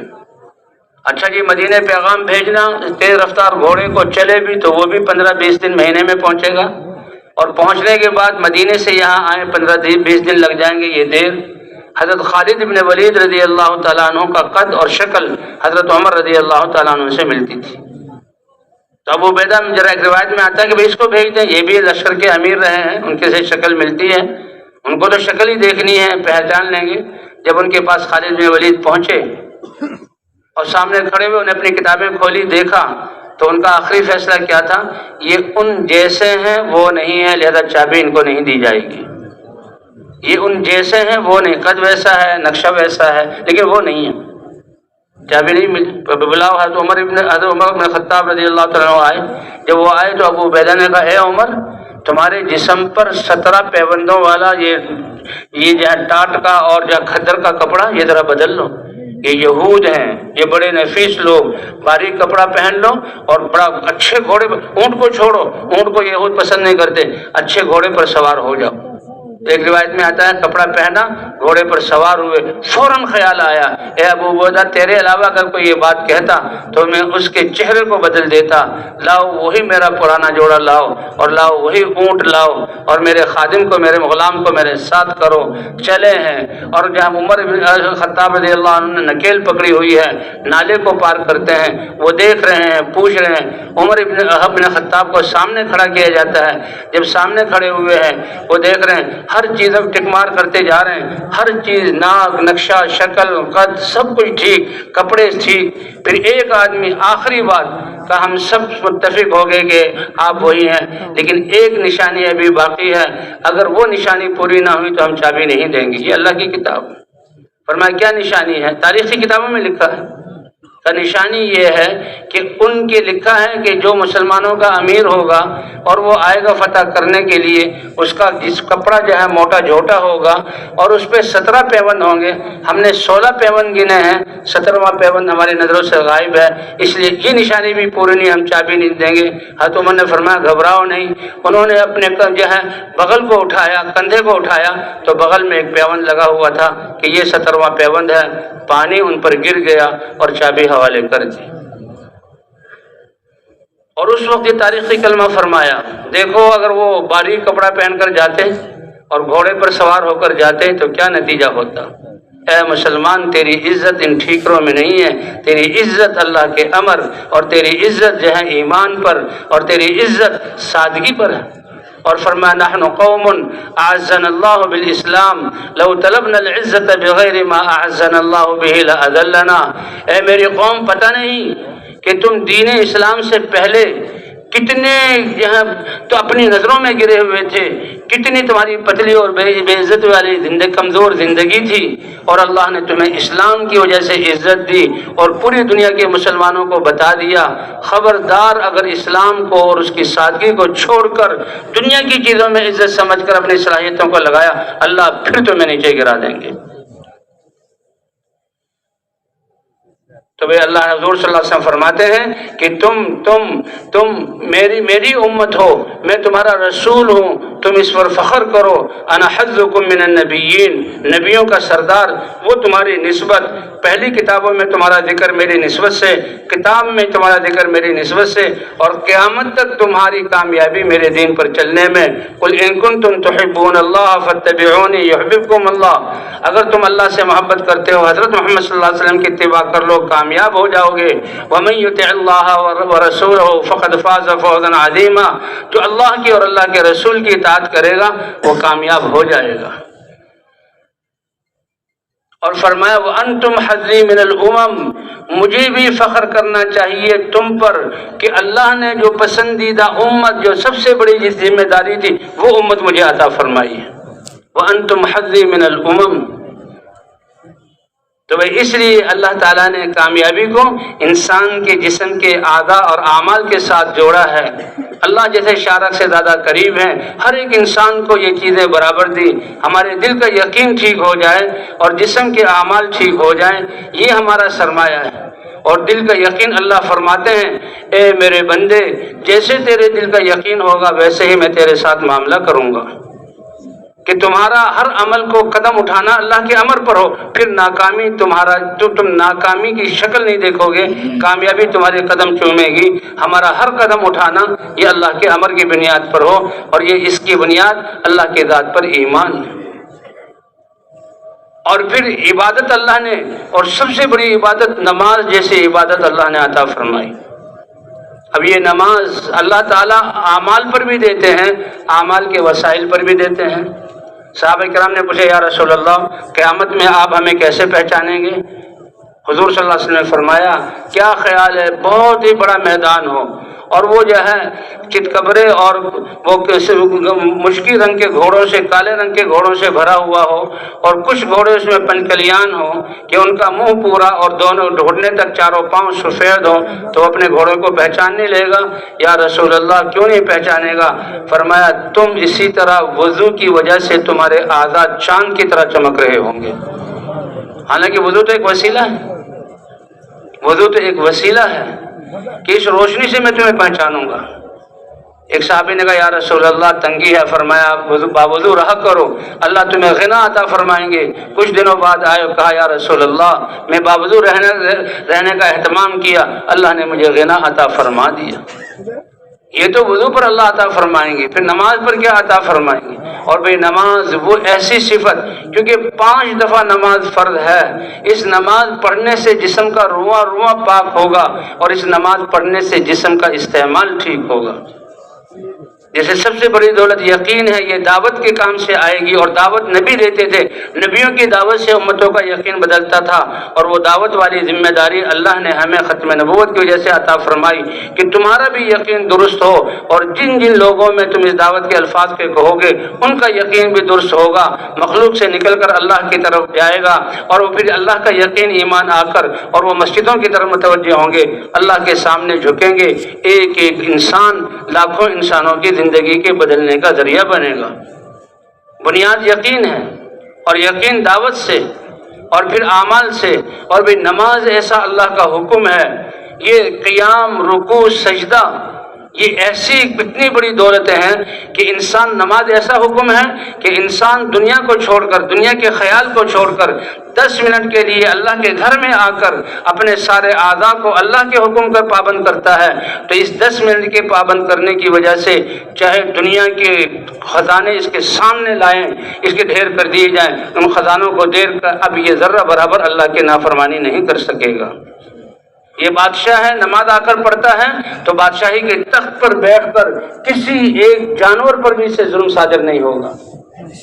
یہ جج ہے یا شیشن جج ہے یا قاضی القضات ہے، یہ فیصلے کرتا ہے، نماز اس کی ٹھیک ہو گئی تو اس کے قلم سے کسی پر ظلم صادر نہیں ہوگا۔ ظلم کا ذرہ اس سے صادر نہیں ہوگا۔ صحابہ کرام کی زندگی ایسی تھی اور صحابہ کرام کے فیصلوں سے انسانوں کو ہدایت ملی۔ حضرت علی رضی اللہ تعالیٰ عنہ کا قصہ آتا ہے کہ وہ بازار میں جا رہے تھے اور امیر المومنین تھے، دیکھا یہودی جا رہا ہے، اس کے پاس زرہ ہے، اور یہ حضرت علی کی وہ زرہ تھی جو کئی دن پہلے گم ہو گئی، تو خود امیر المومنین ہے اور یہودی کے پاس زرہ ہے، پہچان گئے۔ یہودی سے کہا کہ یہ زرہ میری ہے، کہا نہیں تمہاری نہیں ہے، میں اس کا قابض ہوں، تو میں اس کا مالک ہوں۔ اب یہ لوگوں سے کہے دیکھو میں سچ بول رہا ہوں، حضرت علی کو پتا ہے میں سچ بول رہا ہوں، اور وہ خود امیر المومنین چھین لیتے، لیکن اپنی امارت پر اعتماد نہیں کیا۔ اس حال میں اللہ کا حکم کیا ہے تاکہ لوگوں کو پتہ لگے کہ اللہ کے حکم کے سامنے کیسے اپنے آپ کو، اگر لوگوں کا حکم یہ ہے کہ قاضی کے پاس جایا جائے اور قاضی کے پاس جا کر پھر جیسے قاضی کہے، جن کو پتا تھا یہ میری زرہ ہے اور خود امیر المومنین لے سکتے تھے اور یہودی کو بھی پتا تھا، لیکن اللہ کا امر کیا ہے، قاضی کے پاس گئے، قاضی کے پاس، تو قاضی نے بھی اس بنا پر نہیں کہ یہ امیر المومنین ہے اور یہ سچ بول رہے ہیں اور تم جھوٹے ہو لہذا ان کو دے دو، نہیں، اللہ کا حکم کیا ہے، اے امیر المومنین، اللہ کے رسول نے ہمیں یہ بتایا ہے کہ یہ قابض ہے اور آپ اس پر دعویٰ کر رہے ہیں، تو حکم یہ ہے کہ مدعی 2 گواہ لے آئے، آپ 2 گواہ لے آئیں اور وہ گواہی دے دیں تو میں فیصلہ آپ کے لیے کر دوں گا۔ اگر آپ کے پاس گواہ نہیں ہے تو یہ زرہ اس یہودی کے پاس جائے۔ یہودی یہ دیکھ رہا ہے اور اس کے اندر کی دل کی کیفیت بدل رہی ہے کہ یہ کیا ماجرا ہے، یہ کیا تماشا ہے۔ حضرت علی رضی اللہ عنہ نے کیا فرمایا، اے شرح، یہ انہی کے مقرر کردہ قاضی تھے، اے شرح میرے پاس 2 گواہ ہیں، ایک میرا کمبر آزاد کردہ غلام ہے وہ میرا گواہ ہے، دوسرا میرا بیٹا حسن یا حسین گواہ ہے۔ فرمایا پھر میں آگے کہتا ہوں، اللہ کے رسول نے فرمایا تھا غلام کیونکہ آزاد ہو چکا ہے اس کی گواہی آپ کے لیے قبول ہے، لیکن آپ کے بیٹے حسن یا حسین کی گواہی آپ کے لیے قبول نہیں ہے۔ آئند قیامت تک کے لیے بیٹے کی گواہی باپ کے حق میں قبول نہیں ہوگی۔ اے شرح، وہ جنت کے جوانوں کے سرداروں میں سے ایک سردار، حضرت محمد صلی اللہ علیہ وسلم کا نواسا اور فاطمہ کا یہ پھول اور سچوں کا سچا، کہ نہیں اس میں ہم نے اللہ کے امر کو دیکھنا۔ کہ اچھا جب اللہ کا امر یہ ہے تو ٹھیک ہے، میں دستبردار ہوتا ہوں، اللہ کے امر کے مطابق یہ زرہ حالانکہ ان کی تھی نہیں ہے تو میں ہاتھ اٹھاتا ہوں اور یہ یہودی کو دی جاتی ہے۔ بس یہودی نے یہ فیصلہ سنا تو فوراً برملا کہا اشہد ان لا الہ الا اللہ و اشہد ان محمدن عبدہ و رسولہ۔ یہ اتنا طاقتور فیصلہ یہ نبوت اور حق کی بنیاد پر ہو سکتا ہے کہ علی کو پتا ہے میری زرہ ہے اور میں امیر المومنین ہوں، چٹکیوں میں لے سکتا ہوں، لیکن اپنے اس کو نہیں دیکھنا اللہ کا کیا امر ہے، اور یہ قاضی ان کا بنایا ہوا ہے، اور قاضی کتنی دلیری سے امیر المومنین پر جرح کر کے دلائل پر دلائل دیتا ہے اور فیصلہ یہودی کے لیے کرتا ہے۔ فرمایا یہ دین حق ہے اور یہ فیصلے وہی والے فیصلے ہیں اور یہ نبوت والا فیصلہ ہے۔ میں مسلمان ہوتا ہوں، کلمہ پڑھ کر مسلمان ہوا۔ حضرت علی نے گلے سے لگایا کہ اب تم میرے بھائی بن گئے، یہ زرہ بھی تمہیں میں نے ہدیہ کر دی اور ایک گھوڑا بھی میں تمہیں عطا کر دوں گا۔ یہ مسلمانوں کے فیصلے اور قضا ہیں، یہ اللہ کا اتارا ہوا قانون ہے۔ مسلمانوں کی تجارت کیسی پاکیزہ کہ نماز کے ذریعے سے جو نماز پڑھے گا اس کی تجارت اور تول اور اس کا خالص چیز کو پیش کرنا، اس میں ملاوٹ نہیں ہوگی، وہ پورا تولے گا، تجارت میں اس کا استعمال ٹھیک ہوگا۔ اس لیے بھائی اگر ہم اپنے شعبوں کو، ہمارے بازاروں میں ملاوٹ اور 2 نمبری نہ ہو، ہمارے عدالتوں سے ہمیں انصاف مل جائے اور ہمارے بادشاہوں سے ہمیں انصاف مل جائے، اس کے لیے جہاں ایمان اور دعوت کی محنت کر کے نمازوں پر اللہ کے گھر کی طرف لوگوں کو بلانا ہوگا۔ ایک تجارت کا قصہ صحابہ کرام کا ہے، حضرت جریر رضی اللہ تعالی عنہ، وہ ان کو گھوڑے کی ضرورت ہے، اپنے غلام کو لے کر بازار میں آئے اور ان سے کہا دیکھو بھائی کوئی نہ کوئی گھوڑا بیچنے والا ہوگا، آئے گا تو مجھ سے گھوڑے کا سودا کر لینا اور میں آ کر جو ہے پھر تم سے بھاؤ تاؤ کر لوں گا۔ وہ گئے بازار میں، اپنے کام سے واپس آئے تو غلام نے بڑا بہترین گھوڑا خریدا ہوا تھا اور اس کا مالک بھی بیٹھا ہوا تھا، تو پوچھا کیا ہوا، کتنے کا یہ گھوڑا؟ جریر بجلی یہ یمن کے سردار تھے اور گھوڑوں کی نسل کے بہت زیادہ واقف تھے، بہت زیادہ واقف تھے، اور حضور کے ہاتھ پر مسلمان ہو گئے۔ ان کا قصہ بھی عجیب ہے۔ حضور سرداروں کا بڑا اکرام کرتے. یہ جب حضور کی خدمت میں آئے، حضور کی شان کو پہچان کر مسلمان ہو کر حضور سے ملنے کے لیے، تو حضور کا جو کمرہ تھا وہ بھرا ہوا تھا، اور یہ پیچھے جو ہے آئے، سامنے کھڑے ہوئے حضور نے پہچان لیا. اور حضور کیونکہ سردار کے بیٹے تھے تو انہوں نے اپنی چادر اور جرید کی طرف پھینکی. کہا ہے جرید یہ چادر لو، اور نیچے مٹی تھی، صحابہ مٹی پر بیٹھے، تم سردار ہو چادر بچھاؤ، اس پر بیٹھ جاؤ. اللہ اکبر! کیا وہ حضور کے عاشق تھے. چادر کو لیا، سینے سے لگایا، چادر کو لیا، سر پر رکھ چوما اور سر پر رکھا. اے اللہ کے رسول، یہ چادر اس لیے نہیں کہ جریر اس پہ بیٹھے، یہ چادر تو اس لیے ہے کہ اس کو اپنے سر کے اوپر رکھے. اللہ کے رسول بہت خوش ہوئے، بہت سمجھدار تھے اور بہت خوبصورت تھے. حضور جب بھی دیکھتے خوشی سے حضور کے چہرے پر مسکراہٹ آ جاتی تھی. اب یہ تجارت کے لیے، اب پوچھا اپنے غلام سے، ہاں بھائی کیا ہوا، سودا ہوا؟ کہ جی ہاں یہ گھوڑا ملا ہے، مجھے اچھا لگ رہا ہے اور یہ اس کا مالک ہے. کہا کتنے کا خریدا؟ کہا یہ 400 درہم کا خریدا ہے. 400 درہم کا خریدا ہے. فوراً سمجھ گئے کہ مالک کو بھی اس گھوڑے کی نسل کا پتہ نہیں ہے، یہ تو بیچارہ سادگی میں 400 کی بیچ رہا ہے. ہم جیسا ہوتا تو 400 میں سے بھی 350 200 سے بات شروع کر کے 250 300 350 یا 10 درہم کم 400 کے لے کر آتا اور خوشی ہوتی. قربان جائیں حضور صلی اللہ علیہ وسلم کی تربیت پر اور صحابہ کی ہمدردی اور خیرخواہی پر. کہا نہیں اے مالک یہ 400 کا نہیں. اب وہ حیران ہوا کہ یہ کم کرائیں گے. نہیں اگر میں تمہیں 500 اس کے درہم دے دوں تو قبول کر لو گے؟ وہ تو حیران ہو گیا، یہ کیسا جو ہے الٹی جو ہے بات ہے. 500 کہ میں راضی ہوں 500 دے دیں. خوش ہو گیا. کہ نہیں بھائی 500 نہیں میں 600 دے دوں. کہ نہیں 600 نہیں 700 دے دوں. 800 تک اس کو لے گئے اور 800 درہم دیے اور کہا کہ اس گھوڑے کی قیمت 800 درہم ہے جو میں تمہیں دیتا ہوں، اور اس لیے دے رہا ہوں اللہ کے رسول کے ہاتھ پر ہم نے جو بیعت کی ہے وہ انسانیت کے ساتھ ہمدردی اور خیرخواہی کی. تمہاری خیرخواہی یہ ہے کہ تم مالک اگرچہ شریعت کے اعتبار سے میرے لیے جائز ہے لیکن تمہیں اس کی قیمت معلوم نہیں ہے، تم 400 نقصان میں بیچ رہے ہو. تمہاری ہمدردی یہ ہے کہ میں تمہیں 800 قیمت ادا کروں. یہ تھی صحابہ کرام کی تجارت کہ جس نے دنیا کے نقشے کو بدل دیا. ایسی پاکیزہ تجارت یہ نمازوں سے ٹھیک ہوگی، ہماری عدالتیں نمازوں سے ٹھیک ہوں گی، ہماری بادشاہتیں نمازوں سے ٹھیک ہوں. نماز ایسا عمل دیا جیسے کوئی کار اور کوئی ٹرک اور کوئی جو ہے بس اور کوئی جہاز اور کوئی جو ہے انجن، جب اس کو پورا بنا لیا جاتا ہے سب کچھ سیٹ کر کے کتنا خالی چلایا جاتا ہے تاکہ پتہ لگے کہ ہر چیز صحیح ہے. اس کے بعد جہاز کو سوار کر کے رن وے پر اڑایا جاتا ہے اور گاڑی کو پٹڑی پر چلایا جاتا ہے، کار کو جو ہے روڈ پر لاتے ہیں. تو اسی طرح اللہ تعالیٰ نے مسلمان بادشاہی تخت پر بیٹھے اور تجارت بازاروں میں دنیا عالمی سطح کی تجارت کرے اور معاشرے میں یہ اپنے گھر یا لوگوں سے معاملہ کرے، پہلے نماز میں خالی ہو کر اپنے اللہ کے ساتھ نماز کو درست کر لے تو اللہ اس کے سارے معاملات میں اس کو درست کر دیں گے. یہ نماز کوئی معمولی چیز ہے، ہم سمجھتے ہیں رکوع سجدہ کیا اور آگے. جو ہم دیکھتے ہیں چوکوں پر پولیس کھڑی ہے، ٹریفک پولیس 7-8 گھنٹے ہاتھ اوپر کرتا ہے، اشارہ کرتا ہے، آگے کرتا ہے، پیچھے. اس کے اسی طرح کرنے سے اس کو تنخواہ ملتی ہے، حکومت اس کو پالتی ہے. اور ہم نماز کے لیے کھڑے ہو کر رکوع سجدہ اللہ کے دربار میں کریں گے اور اللہ ہمیں پالیں گے نہیں. ان الصلاۃ تنہی عن الفحشاء والمنکر، نماز وہ ایسی ہے ہمارے جسم کو پاکیزہ کرنے والی ہے. جھوٹ، غیبت، ملاوٹ، ظلم، ساری چیزوں سے ہمیں یہ پاک کر دے گی اور ہمیں جو ہے پاکیزہ بنا دے گی. اللہ کا یہ ارشاد ہے. اور جب تمہاری نمازیں پاکیزہ ہو گئیں وَاسْتَعِينُوا بِالصَّبْرِ وَالصَّلَاةِ، اب اللہ کو پکارو، اللہ تمہاری مدد کریں گے.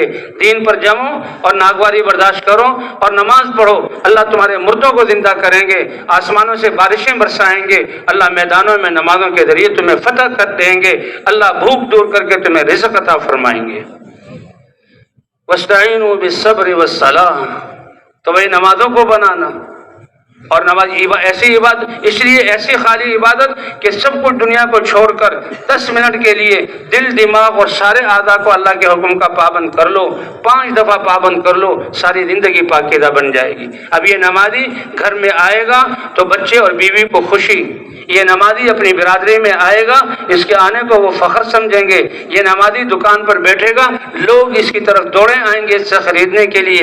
یہ نمازی قضا کے منصب پر بیٹھے گا، لوگ جو خوش ہوں گے کہ اس سے ہمیں انصاف ملے گا. یہ نمازی بادشاہ بنے گا، رعایا اس کے لیے راتوں کو دعائیں کرے گی. اب اللہ کے احکام جتنے بھی اللہ نے اتارے ہیں، ہمارا ہر عمل اللہ کے حکم حضرت محمد صلی اللہ علیہ وسلم کے طریقے کے مطابق ہو جائے۔ اس لیے فضائل کی تعلیم اور فضائل کا علم علماء سے پوچھ کر اپنی زندگی کو جہاں اللہ کے احکام والا بنانا، فرمایا زندگی کو تو اپنے احکام والا بنا لو گے۔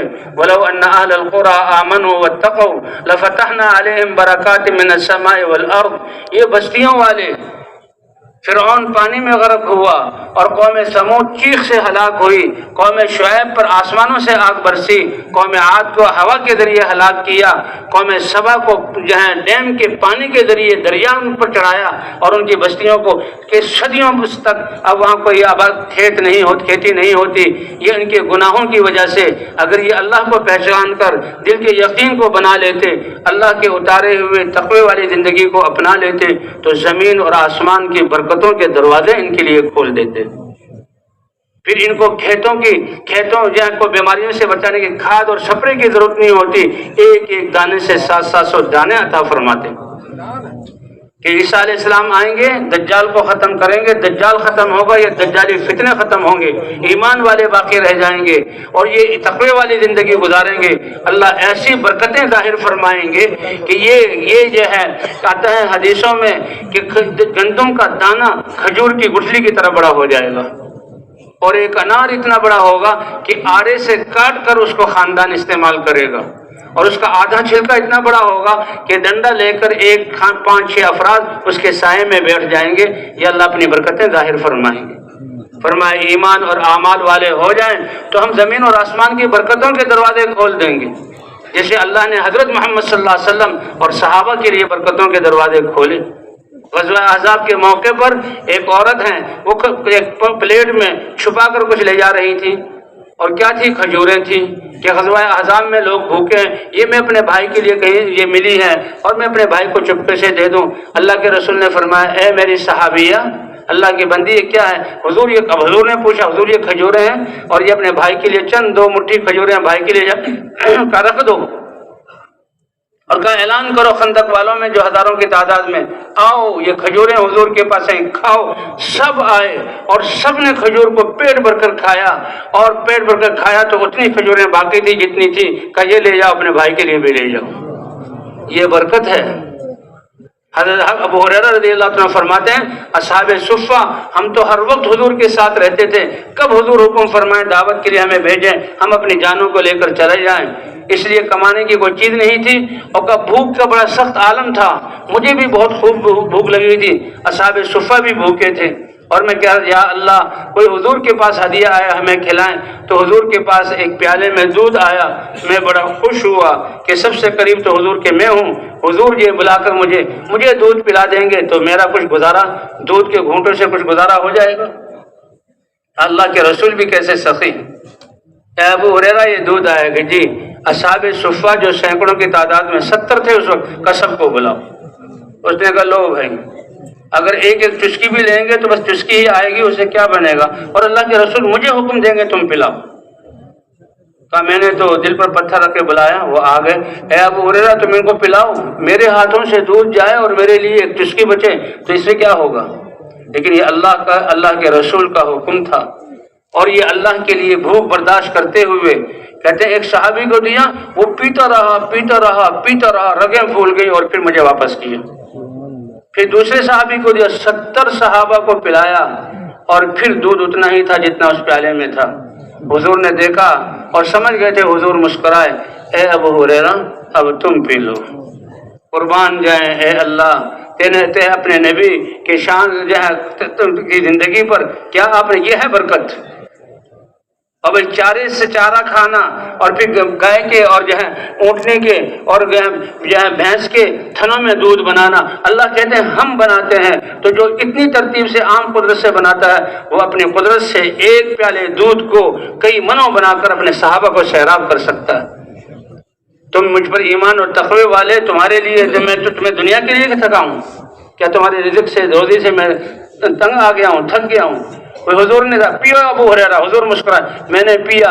ए अबू हुरैरा फिर पियो, फिर मैंने पिया, जगह नहीं थे। अबू हुरैरा फिर पियो, फिर मैंने पिया। फिर हुजूर फरमा रहे ओ, और हुजूर सबसे आखिर में, अभी हुजूर ने नहीं पिया। या रसूल अल्लाह, अब तो जरा सी गुंजाइश भी नहीं कि दूध पियो। और हुजूर ने फिर सबसे आखिर में खुद तनावुल किया। आप भी भूखे थे, अब अल्लाह ने आपको भी सैर कर दिया। फरमाया वलो अन्ना अहलुल कुरा आमनू वत्तक़ौ लफ़तहना अलैहिम बरकातिम मिनस समाई वल अर्द।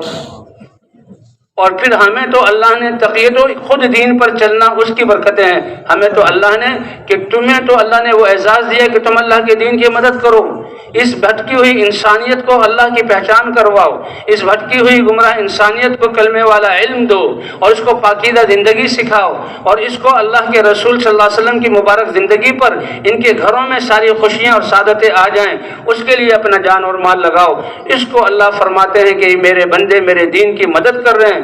कितना बड़ा एजाज़ है ये काम। बादशाहत का तख्त मिल गया तो कब तक मिला? बादशाहत का तख्त मिलते ही ये बादशाह इतने डरपोक होते हैं कि उनके अपने तख्त के जाने की साय से भी डरते हैं। ये तो सिर्फ जाहिरी जो है वो फूफा हैं, उनके दिलों को देखो कि इसके तख्त की हिफाजत के लिए कितना का खून करेंगे, कितनों की ये चाहतों को कुर्बान करेंगे, और कितने ये पहरे लगाएंगे, कितनों को जलाएंगे। ये दुनिया का कायदा है, दुनिया का कायदा है, और एक अल्लाह की रहमत है। फरमाया अल्लाह के दीन की मदद करो और अपने जान और माल को लगाओ तो यंसुरकुम, अल्लाह ताला तुम्हारी मदद फरमाएंगे। और जब अल्लाह मदद फरमाने वाला हो, दुनिया की कोई ताकत तुम्हारे बाल को बेगा नहीं कर सकती।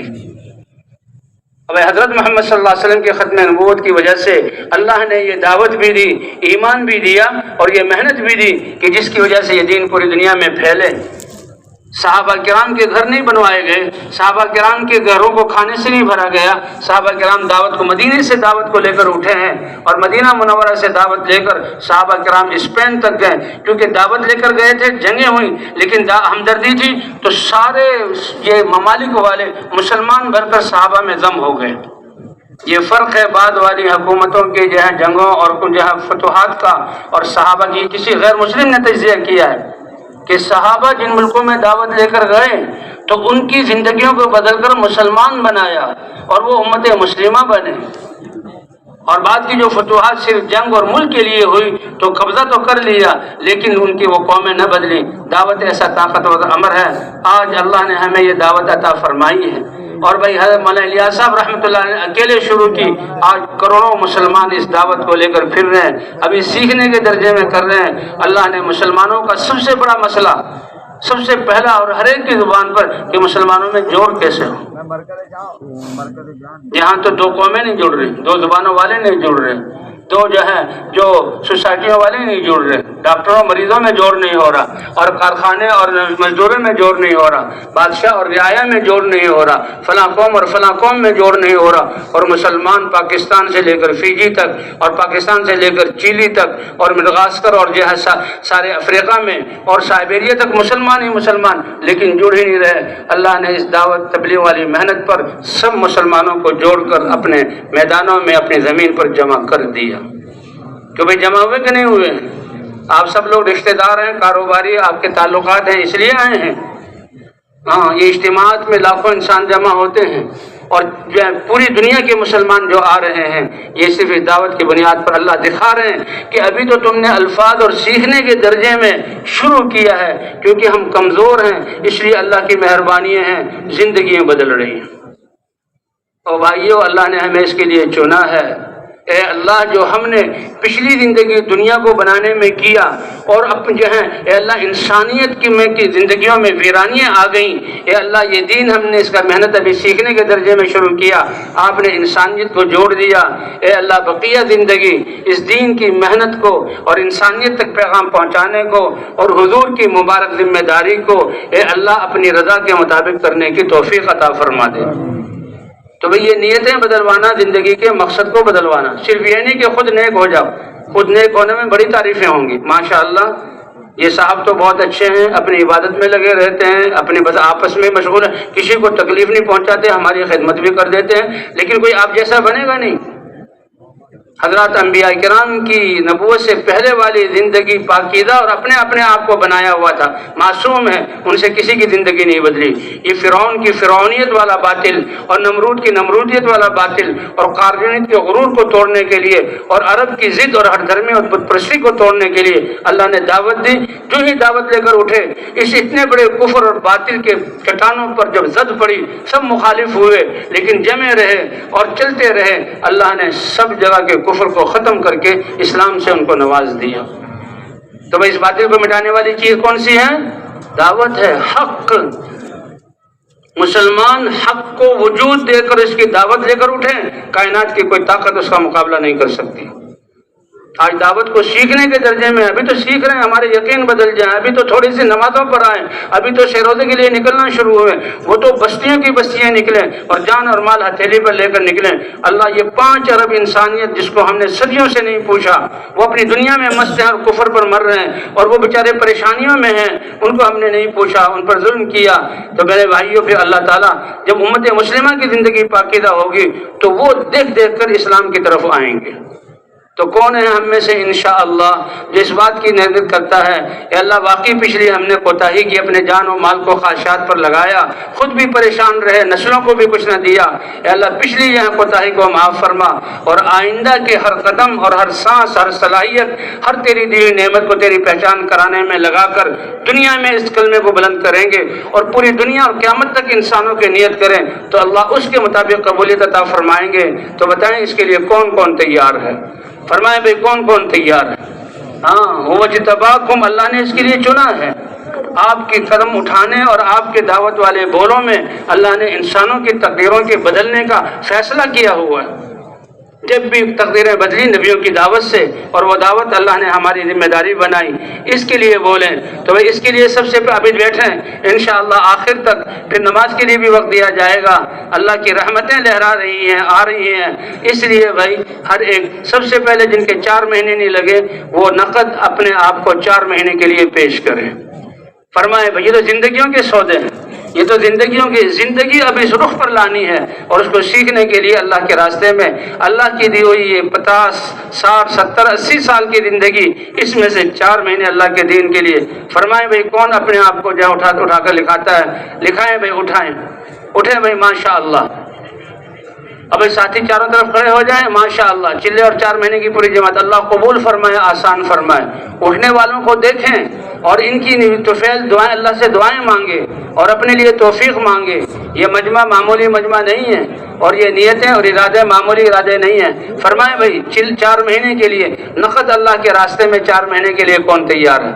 نقد اللہ کے راہ میں 4 مہینے کے لیے، نقد اللہ کے راستے میں 4 مہینے کے لیے۔ فرمائے بھئی نام بتائیں اور مقام بتائیں اور وقت بھی بتا دیں، اچھا ہے، اور مسجد وار اور جماعت وار دکھائیں تو بہت اچھا ہے۔ فرمائیں بھئی ماشاءاللہ، بہت جاندار مجمع ہے اور بڑے توجہ سے بات سنی ہے، آئیں قبولیت کے لیے ہیں۔ فرمائیں بھئی کہ 4 مہینے لگائیں گے اور پھر زندگی کو اس کے مطابق